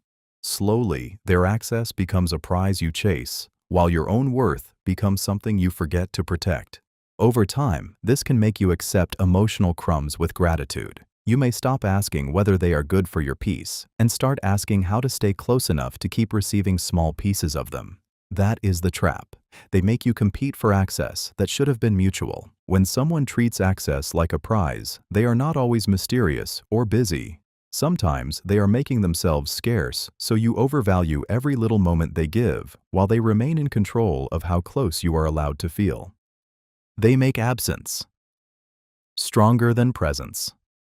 They make absence stronger than presence by becoming more powerful in your mind when they are not there than when they are actually with you. When they are present, they may be inconsistent, distant, careless, distracted, or emotionally unavailable. They may not give you the peace, warmth, clarity, or safety you truly need. But when they disappear, go quiet, pull away, or become unreachable, your mind starts giving them more space than they earned. This mind game works because absence creates imagination. When someone is not available, your mind fills the empty space with questions. You wonder what they are doing, what they are thinking, whether they miss you, whether they will return, whether you did something wrong, or whether you are losing them. Their silence becomes louder than their words. Their distance becomes more emotionally intense than their presence ever was. The painful part is that you may start confusing longing with love. You may think they matter deeply because you cannot stop thinking about them. But sometimes, what you are feeling is not deep connection. It is unresolved anxiety. It is the mind trying to close an emotional gap that they keep opening. Their absence keeps you searching, hoping, remembering, and waiting. Over time, this can make you attached to the idea of them more than the reality of them. You may miss their potential, their old warmth, or the version your mind creates when they are gone. But when they return, the same emptiness often comes back with them. When someone makes absence stronger than presence, they are not always unforgettable. Sometimes they are simply inconsistent enough to keep your mind chasing what their presence never fully gives. They make you over-explain until your confidence fades. They make you over-explain until your confidence fades by turning your simple truth into something you feel forced to defend. At first, it may look like a normal conversation. You say how you feel, they question it. You explain your reason, they pick at one small detail. You clarify your intention, they act as if you are still not making sense. Slowly, the conversation stops being about what happened and becomes about whether you are allowed to feel what you feel. This mind game is powerful because it attacks your certainty without looking aggressive. They may not shout, they may not insult you directly. Instead, they keep asking, doubting, correcting, or acting confused until you start doing all the emotional work. You begin searching for better words, softer words, safer words, hoping that one more explanation will finally make them understand. But some people are not looking for understanding. They are looking for control. The more you explain, the more power they gain over the conversation. Your confidence begins to shrink because you are no longer standing in your truth. You are trying to earn permission to have it. That is where the damage happens. A person who constantly explains themselves eventually starts questioning themselves. Over time, you may become nervous before speaking. You may rehearse conversations in your head. You may feel guilty for bringing up basic concerns. You may even apologize before saying something honest. That is the hidden effect of this mind game. They train you to believe clarity must be begged for when real respect would have listened the first time. They stay calm, so your reaction looks wrong. They stay calm so your reaction looks wrong by creating a situation where your emotions become the evidence against you. This is one of the quietest mind games because, on the surface, they may look mature, peaceful, and in control. They speak softly. They keep their face relaxed. They act as if nothing serious has happened. But underneath that calmness, they may have already provoked you, ignored you, dismissed you, or pushed you to the edge. The trick is not always in what they say, but in the contrast they create. They know you are hurt. They know you are frustrated. They know you have tried to explain the same thing many times. But instead of addressing the real issue, they remain calm in a way that makes your reaction seem unreasonable. Once you raise your voice, cry, or show visible pain, the focus shifts. Suddenly, the conversation is no longer about what they did. It becomes about how you reacted. This mind game works because people often trust the person who appears calm. Outsiders may not see the long build-up, the disrespect, the silent treatment, the small insults, or the emotional pressure that came before your reaction. They only see one person looking composed and another person looking upset. That is how the calm person controls the story without needing to explain much. Over time, this can make you feel ashamed of your emotions. You may start believing your pain is the problem. You may try to become quieter, smaller, and more controlled, even when something is truly hurting you. But calmness is not always innocence. Sometimes it is a mask. And when someone keeps provoking you privately, then judging your reaction publicly, they are not protecting peace. They are protecting their image. They ask innocent questions with hidden traps. They ask innocent questions with hidden traps by making the conversation look harmless, while quietly leading you toward a reaction they can use against you. At first, the question may sound simple. They may ask, "Why did you say it like that?" Or, "Are you sure that is what happened?" Or, "So you think I'm a bad person?" On the surface, it feels like they are trying to understand. But underneath, the question is designed to corner you. This mind game works because questions feel less aggressive than accusations. When someone accuses you directly, you can recognize the attack. But when they ask a question, your mind often treats it as a chance to explain. So you answer. Then they ask another question, then another. Slowly, they guide you away from the real issue and into a place where every answer can be twisted. The trap is that no answer feels safe. If you say yes, they call you harsh. If you say no, they say you are avoiding the truth. If you explain, they say you are overthinking. If you stay quiet, they say your silence proves something. The question was never meant to open the conversation. It was meant to control it. People use this tactic when they want to appear calm, curious, or reasonable while still applying pressure. They can make you feel like you are being interviewed instead of heard. You start choosing your words carefully, not because you are dishonest, but because you sense danger behind their softness. Over time, these hidden trap questions can make you anxious around certain people. You stop answering freely. You start scanning every question for a hidden meaning. That is the damage. They turn normal conversation into emotional testing, then act surprised when you no longer feel safe speaking openly. They remember your weakness more than your kindness.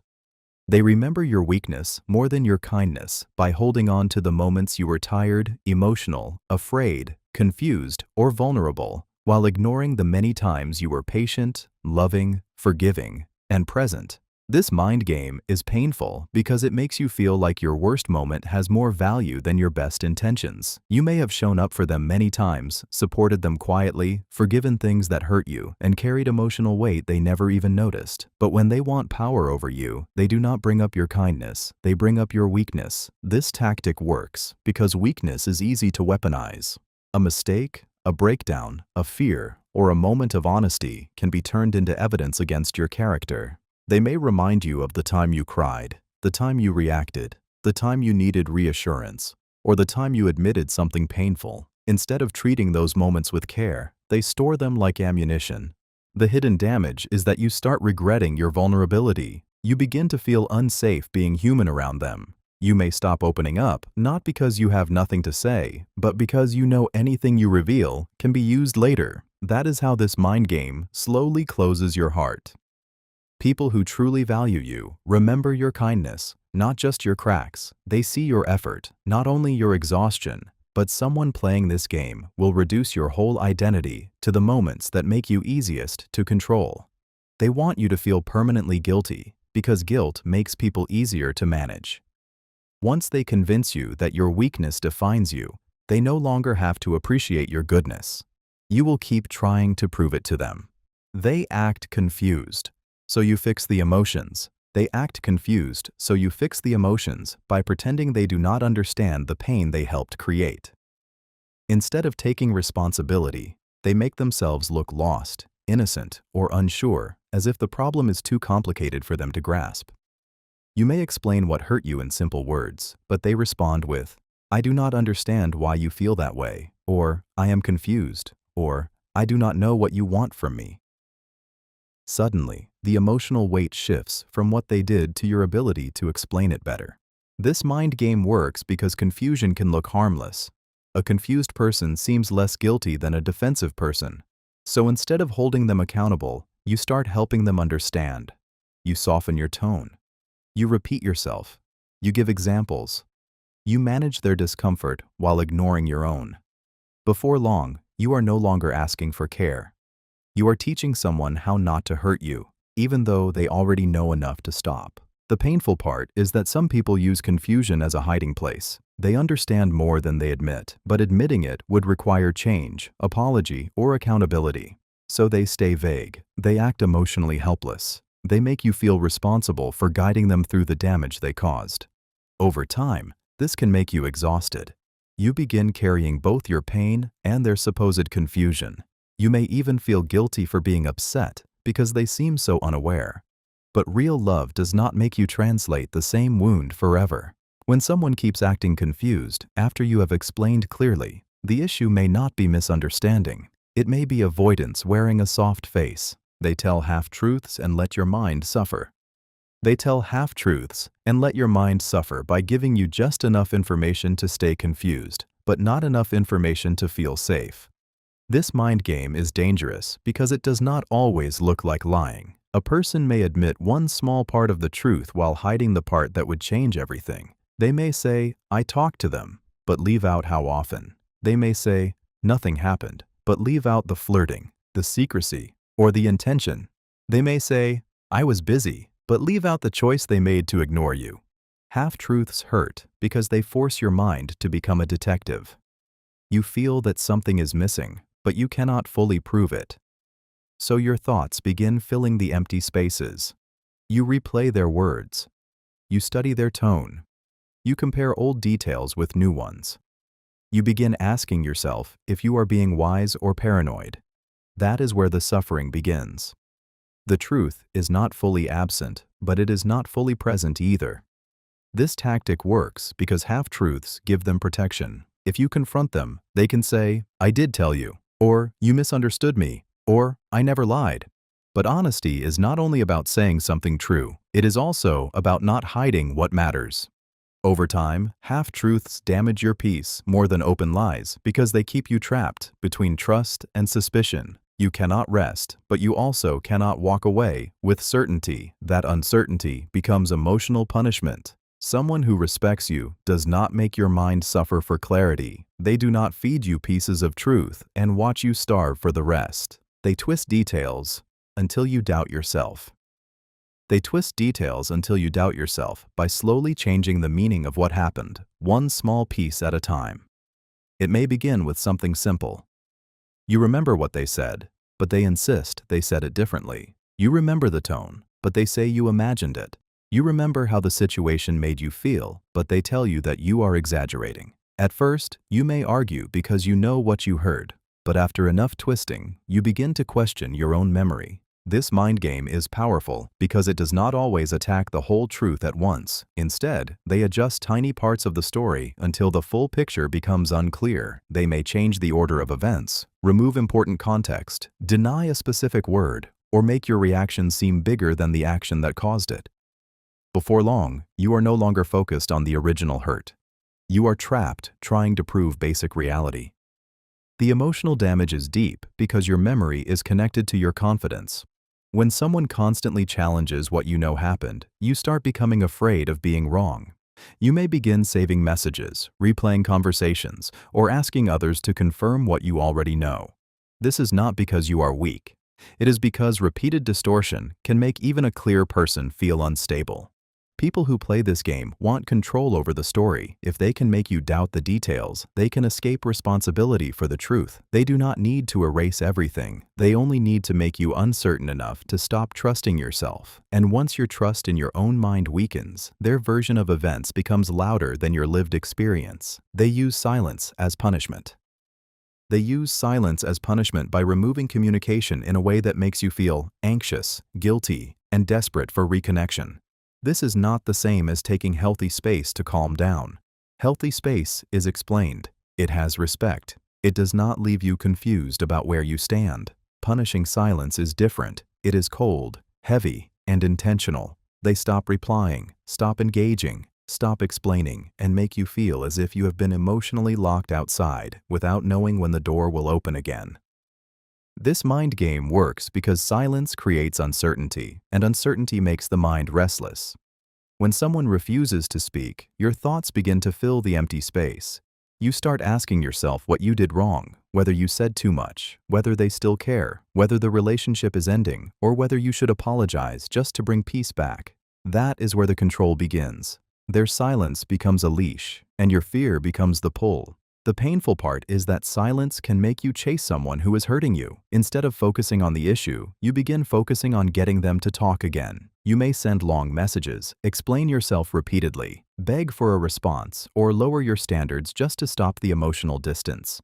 They do not have to argue because the silence is already doing the damage. Over time, this can train you to fear disagreement. You may start avoiding honest conversations because you know silence might follow. You become careful, quiet, and overly responsible for their mood. But love should not make you feel abandoned every time there is conflict. When someone uses silence to punish you, they are not protecting peace. They are making you suffer until you surrender.